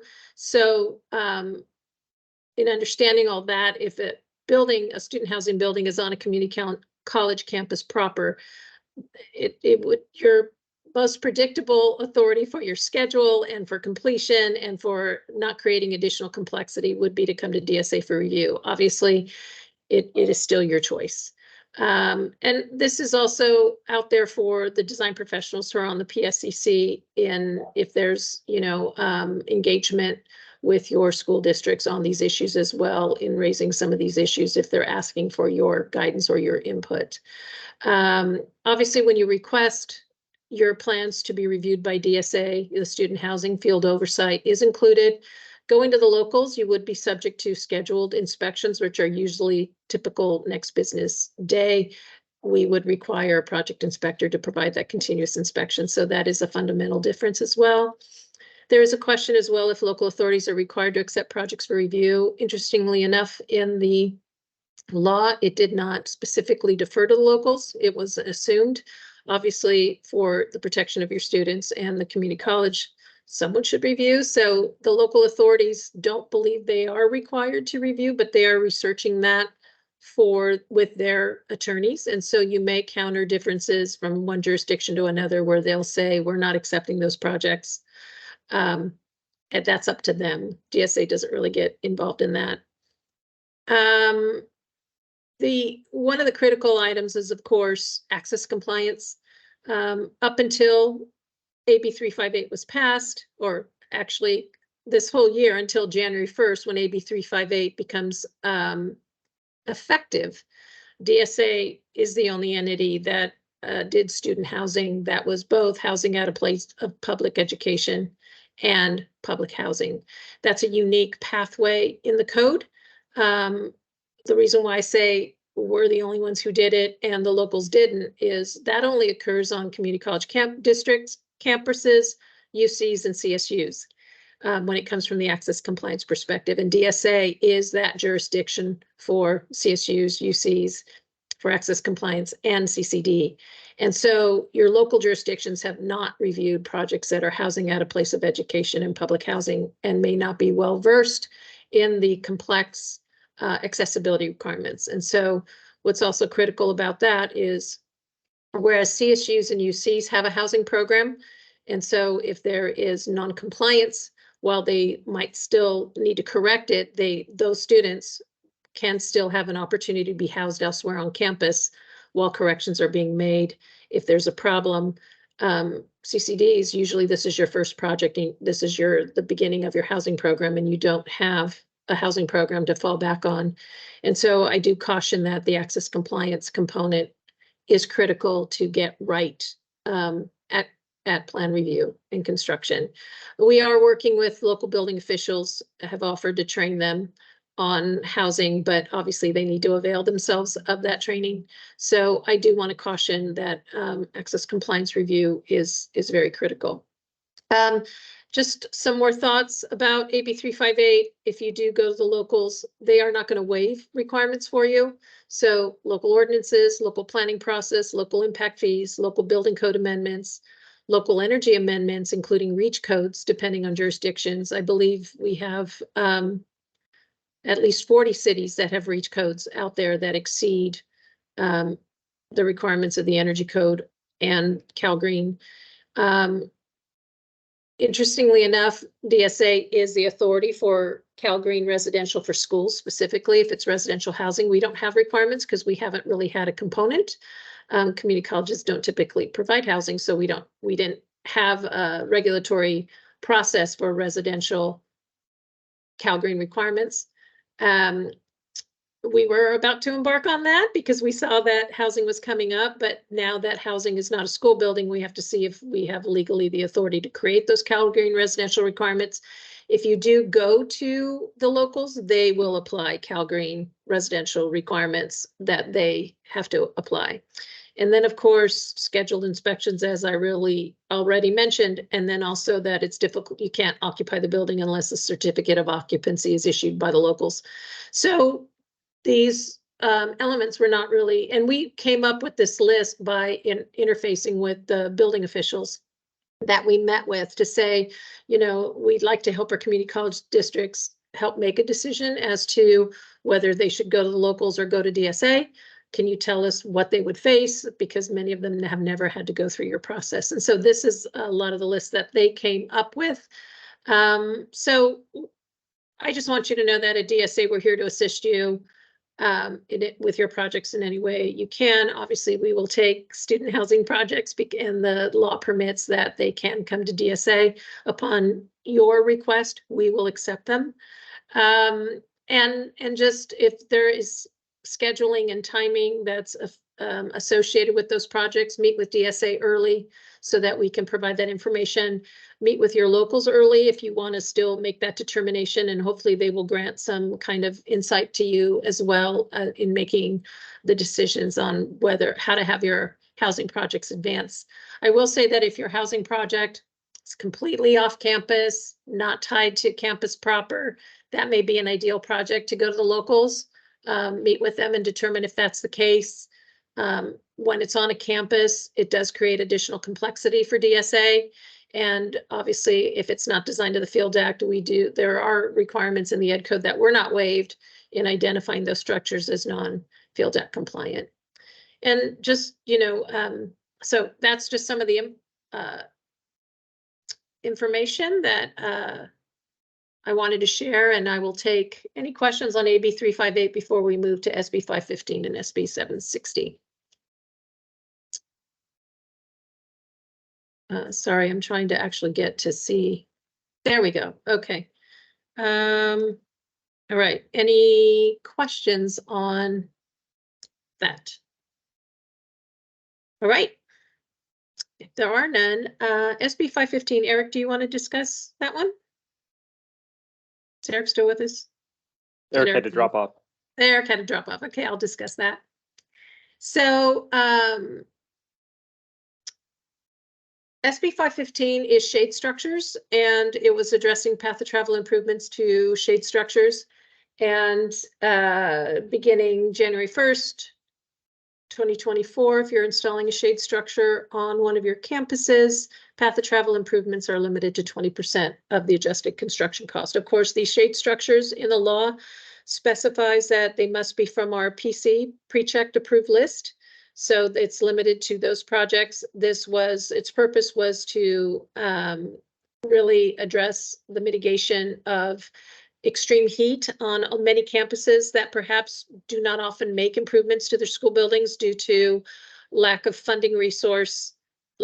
local funding resources. But there is a grant program out there under CAL FIRE that is targeted specifically to address extreme heat, of which shade structures might be a viable option in utilizing those funds. So now there's many smaller jurisdictions that have access to funding if they get it from the grant and can install shade structures on their campuses. As part of that grant funding, they will cover 20% of path of travel improvements. So if you're specifying a pre-checked approved shade structure, getting those grant funds, this requirement for path of travel improvements now aligns in that requirement. Of course, this requirement would still apply even if you're not securing those funds, right? It does say the installation of shade structures limits path of travel improvements to 20%. If you are doing these projects, meet with DSA to get greater clarity on where that 20% is best spent, and understand that installations of shade structures that are remote from the campus proper, like say across a playground that's grass, will require that connectivity to happen. And that's not a path of travel improvement. That's actually part of the project, because you need to make that connection to your campus proper in an accessible manner. So that's why we say, reach out to us, meet with us on if you're advancing those projects. We will be providing probably greater clarity before the first of the year as well on this issue through some format, whether it's a bulletin, IR, I'm not quite sure. Any questions on SB 515? Okay, moving along. SB 760 requires schools to have an all-gender restroom. It does not mean that all-gender restroom means multi-user. So obviously you can meet it with a single-user restroom or a multi-user restroom. I will advise that I know that many of your single-user restrooms under a previous law were already converted to all-gender restrooms. If that hasn't occurred on your campus and you are designating a restroom as all-gender in order to meet the requirements of SB 760, just a reminder that that facility should also be an accessible restroom. Obviously, you wouldn't want to get into any legal issues for meeting the requirements of the law and not providing that restroom in an accessible manner. Any questions on SB 760? Okay, so now we're moving to item 8, cost estimating template. In our discussions on the existing buildings task force, of which some of you are members, some of you are not, we are still exploring options to a code change on that. We've made some improvements to procedural changes on regarding testing for those requirements, but one of the parallel efforts was trying to simplify the process of submitting cost estimates. And we've been working with a cost estimating consultant to develop those templates, and we had provided to some of you the cost estimating template to test out. And so I know that that affects very few of you on here. However, if any of you have tested the template and want to provide input, you're welcome to do so here and now. And obviously we are working on that as well through outside of this process, and sending a lot. Harlan is here. Harlan's the one who's leading this charge as a regional manager on these templates, and he will be receiving the comments, but he's here to answer any questions if you have regarding those templates right now. Do any of you have any comments on that? I know we had sent those out to a few of you and then followed up last week, and you guys are busy, so you may not have had that opportunity, but we do ask that you work on that this week and get us that feedback so that we can get these out on the street. So, all right, no comment. Okay, Awesome. Regional office updates. So this is just an opportunity for the regional managers, if there's anything that they want to share in their offices regarding workload, patients, anything specific. If there's something you want to address with them, I will offer that each one of them have an opportunity to speak. They may not have anything to report, but after that, I will offer an opportunity for each of you to address them individually if there's a specific concern. So I'm going to start with Office 1, which is Chris Morton. Chris? Thanks, Ida. In the beginning, when I introduced myself as the new regional manager, it's kind of a common theme in Oakland that change is occurring in the office. We've had the retirement of a couple of long-time staff members. The one that some of you on this call may have worked with is Dan Chu, our project services supervisor, who assisted with certification and closeout. So we're in the process of filling positions in the Oakland office. We have interim solutions, but if you have any concerns or can't find the right person, I encourage you to reach out to me and I'll direct your request as needed, but hopefully we'll have those positions filled shortly. Our workload is increasing. Our typical end of year increase that we see is occurring. Registrations have bumped up. Not a lot of really large projects, but just a lot of projects in general. I think we're starting to see some of the submittals of stuff for summer work as well. So we'll probably get swamped in December with the projects coming in that your design teams are getting to us before they close up shop for the holidays. We may be a little behind, but then January always slows down in registrations, so we quickly catch back up then as well. We also have third-party consultants lined up and overtime that we're offering to our staff. So we'll do everything we can to shorten any period where there may be a little bit of a delay in the reviews. That's all I've got for Oakland. Does anyone have a question for Chris? All right, seeing none, I'm going to pass it to Harlan. Yeah, hi. So I just wanted to throw this out there. If you have any questions about our processes, code questions, or any kind of feedback at all, please reach out to us.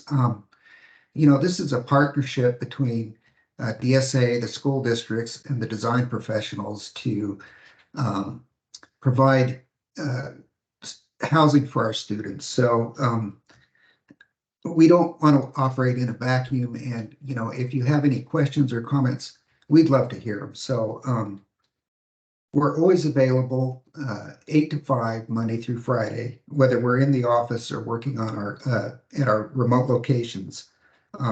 So anything at all, please give us a call. We're open. Any comments for Harlan? Great. Okay, I will pass it now to Dave Brown, who's substituting for Doug. Thanks, Ida. Just similar to Oakland, we've had some staff changes recently.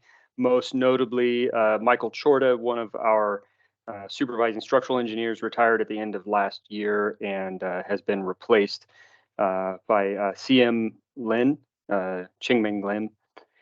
He's been around DSA for a while and is very knowledgeable, and he's been taking up that role with a lot of skill and expertise.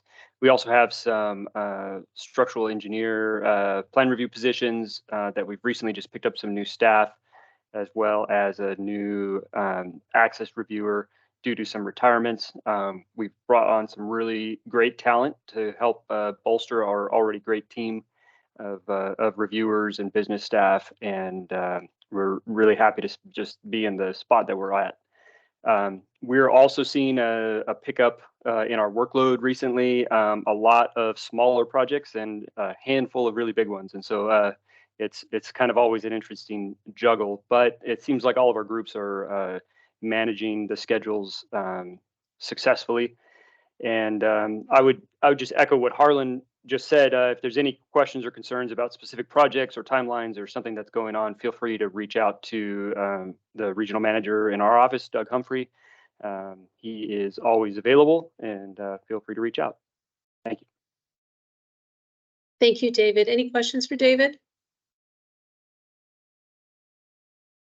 Okay, now I'm passing it to you, Aaron, in place of Craig. No problem. Yeah, I don't know if it's a good thing that I went last or a bad thing. Yeah, just echoing what the other three managers said, we are operating at full capacity, no open positions, effectively and efficiently getting through the workload, other than obviously the large elephant in the room. Craig Rush, the regional manager, will be retiring in, I think, Q1 of next year. So that position has been advertised, and I believe we're performing interviews at the end of the month, as Ida had mentioned, with the hopes of replacing or finding a replacement and having a significant amount of overlap so Craig can pass on all of his intricacies and enjoyable attributes to the next person. And similar to what Chris said, we're seeing, similar workload levels, 2023 versus 2022. We're seeing about 100 more projects, but about $500,000 less in project value. So a lot of smaller stuff, but seeing things pick up. We haven't had any reason to use consultants or any overtime throughout 2023, even though we had to use about 12 consultants and a lot of overtime in the end of the quarter of 2022 and early 2023, just because of the code cycle change. But I don't know if anybody knows, but because of the electronic plan review environment, the four offices meet on a biweekly basis and exchange our staffing schedules and go through those together, and are able to pass work in between offices in order to keep everybody working efficiently and getting the work flowing through as best we can, which is a really great advantage for the electronic environment and working with the other offices. So that's all I have. Great. Thank you, Aaron. Does anyone have any questions for Aaron? Just congratulations to Craig. Yes, we will miss him. We will miss him, that's for sure. I'm sure the San Diego office will obviously feel the impact even greater, right? Yep. Craig tends to be a little larger than life, I think, so. Is he going to pass that on, Ida? Yeah, exactly. I'm both concerned and pleased at the prospect. So, okay, we're at item number 10. This is your opportunity. We have about 15 minutes. If there's any issues you want to bring up for further discussion in our next meeting, or if there's any concerns you want to address, any comments you want to address to the group. Thank you, Clint. I will go to you first. I like now that Teams addresses this in order of people raising their hands and puts them right at the top. So this is awesome. Thank you, Clint. Go ahead.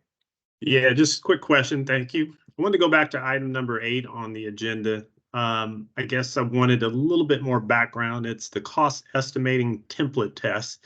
My question, you said you guys are simplifying the process. So is that cost estimating template related to project costs? Is there a component that's construction costs? And then you mentioned using the consultant, but I just want to get a little bit more background, because if it's anything related to construction costs, then obviously any of the major general contractors across the state do a regular market analysis, either on a monthly or a quarterly basis. And just to make sure that if there's any concern or interest, that besides the estimating consultant, there might be a need just to tap into the construction community or contractor community also as needed to get really accurate cost information, if that's the intent. Thank you, Clint. I was remiss in not being very clear as to the purpose of our cost estimating templates, but I'm going to defer to Harlan and give him the stage. If that's okay, Harlan, I can put you on the spot on our engagement with our cost estimate consultant and the purpose of the templates, so that you can assist the group with providing greater clarity than I did. And thank you for the questions, Clint. So the cost estimating template was developed in response to the IREB4 document that we had published, and requiring the cost estimate is one of the ways that we can evaluate a building when it's submitted to us to determine whether or not it would require seismic rehabilitation or mitigation of some sort. And the code states that if we exceed 50% of the value of the building or replacement value of the building, then it kicks it into a seismic rehabilitation project. And a lot of the feedback that we got when we have been enforcing this requirement of the code was that we're getting numbers from one of our sister agencies that were quite a bit lower than the actual cost of the building. And so we wanted to address that. And so when we engaged the cost estimating group, we wanted to develop something that was a tool that everybody could use, that was pretty equal across the board. And it would identify all of the items that would be included in the replacement value of the building. And it would exclude some of the things that we wouldn't consider as replacement cost. And so in developing this template, we've got basically all of the line items, or we hope to have all of the line items that would be required in evaluating these buildings, whether you're replacing the building or you're rehabilitating the building.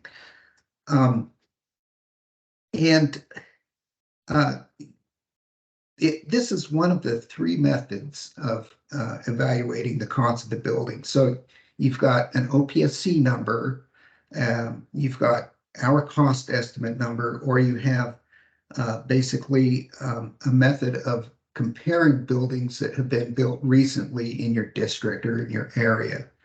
And I think the benefit of using this cost estimating template is that it lessens the confusion about what costs are considered and what costs are excluded.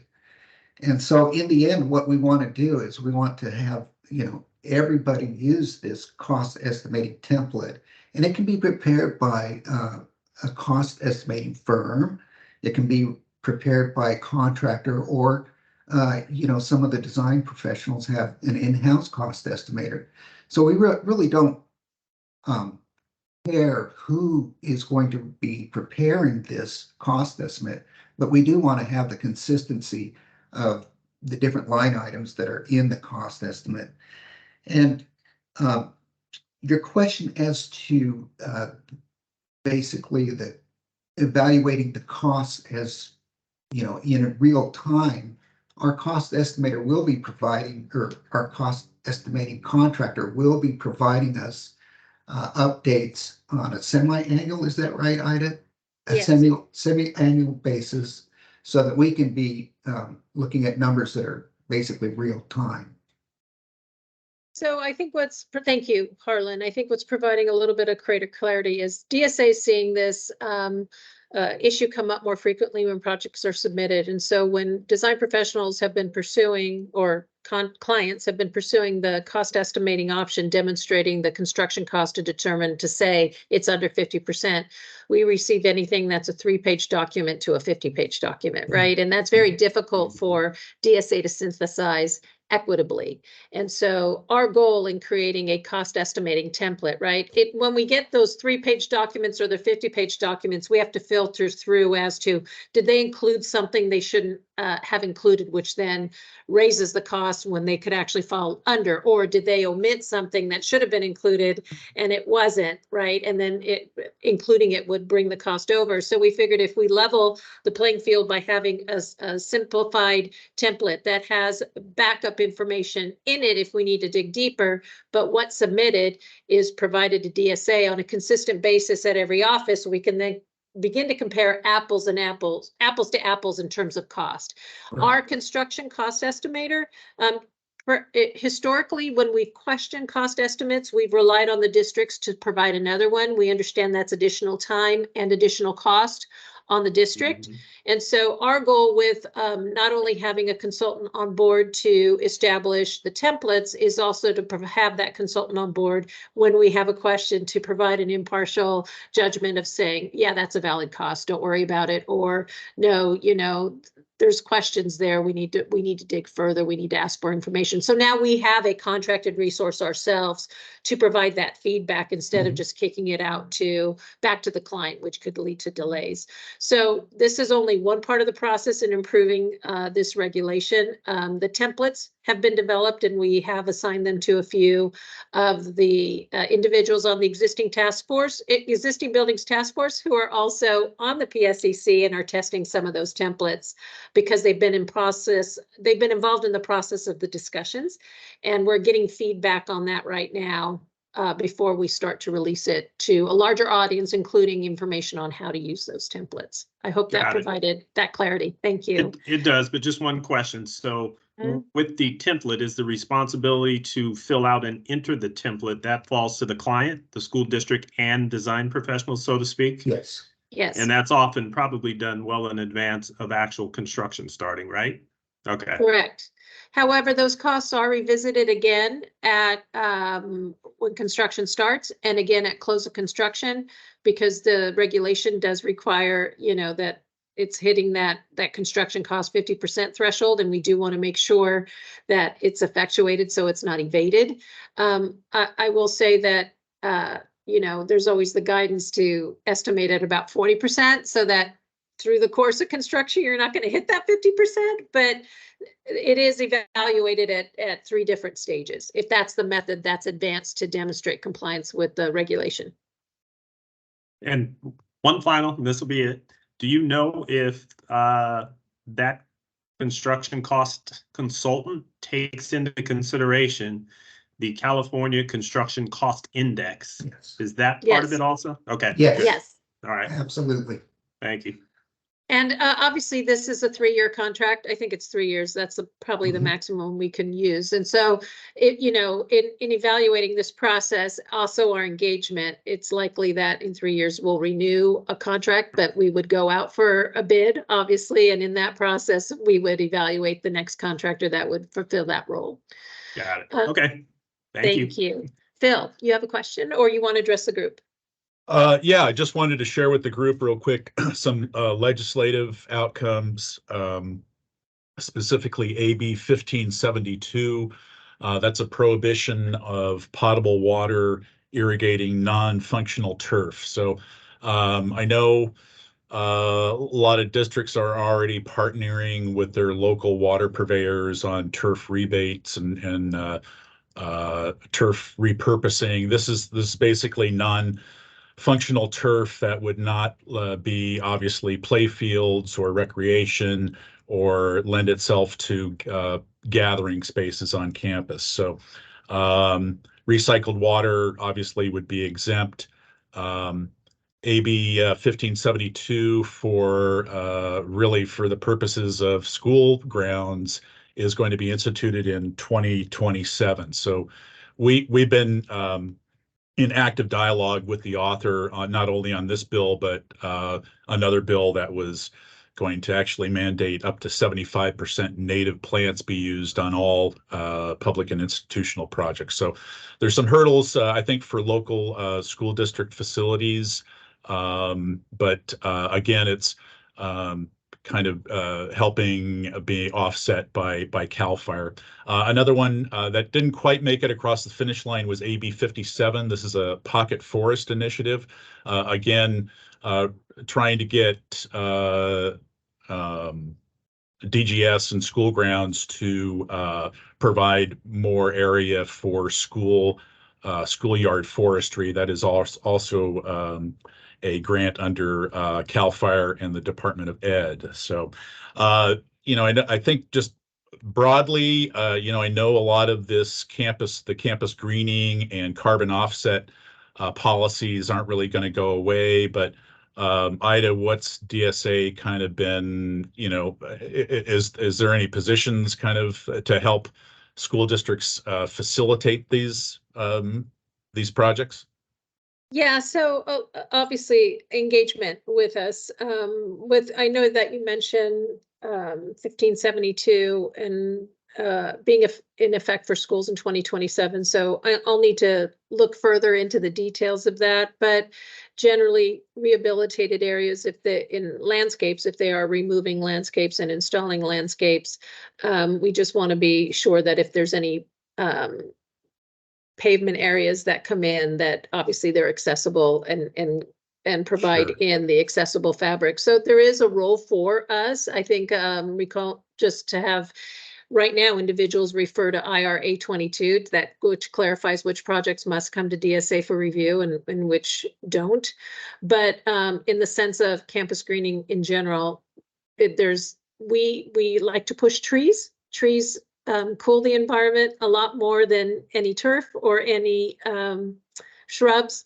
So advocating for trees here and really good management of trees. I know that they are, they have issues with maintenance, but regionally appropriate trees will really contribute to lower, if they're placed appropriately, contribute to lower energy costs, really cool down a campus. Contribute to having your students be on campus instead of ill when it's really hot due to those conditions, which preserves your daily attendance funding. So Oh, right. it's, You know, and it's that's, just, I I'm guess, just trying to be advocate. responsive to the extreme, what is it, the Extreme Heat Act that they passed last year. Exactly. So I think it's just important to really look beyond the physical part of doing a lot of these efforts and the benefits that actually contribute to the environment, to faculty, to students, you know. So I'm sorry, Eric's not with us, but you know, is there any study group on code to talking specifically on shade trees and canopy cover, increasing that shade cover from 20% to 30%? I mean, is there any move afoot on that end? Yeah, so where we are right now on Cal Green, we just met recently and trying to determine where we're going with Cal Green in the next code cycle, which will be for 2025 with requirements in effect January 1st, 2026. So that these requirements on AB 1572, again, I haven't delved in deeply, but we will look at that to see if there's a nexus on specific requirements that may have been addressed in that bill. It's right now a lot of the shade trees, that's that when we advanced the shade tree requirements in I want to say it was 2016 code, it was a challenged concept. And I think now we're feeling greater the effects of climate change. And so to determine whether or not we need to increase, we will be looking at it. But it's in context of a lot of efforts that we're looking for. We don't know yet what we're advancing in Cal Green this code cycle. We just had one meeting, but whatever we do want to obviously engage our partners early, which is all of you, and providing feedback. So Phil, if you have a recommendation, I would recommend that you send it to both Eric and I on those elements, because that's how we get a lot of our feedback, is actual real world experience. So yes, thank you. Okay, we're at 11:59. Thank you all. I will give one last opportunity. I didn't see an additional hand, but I just then will proceed with my closing comments. I hope you all found this meeting beneficial. Again, we hope to have these more often, but we really like to come to you when there's an issue. I will invite you that if there's an issue that you want to discuss with the group, please alert myself and also Andrew Smothers, who is on the who heads this communication with all of you, and we can convene a meeting, by sending out a doodle poll to discuss something more in depth. We will follow up on the project inspector information that was very, very valuable today. We will also follow up on back check with your comments. So thank you for that. We will bring that and discuss that with our regional managers. Other than that, I really thank you all for your time. This is an important process for us here at DSA. And so we thank you. And on to next time. Thank you. Thanks. Thank you. Have a good day. Thanks, Ida. Good to see everybody. Thanks, everyone. Have a good week. Thank you. Take care. Bye.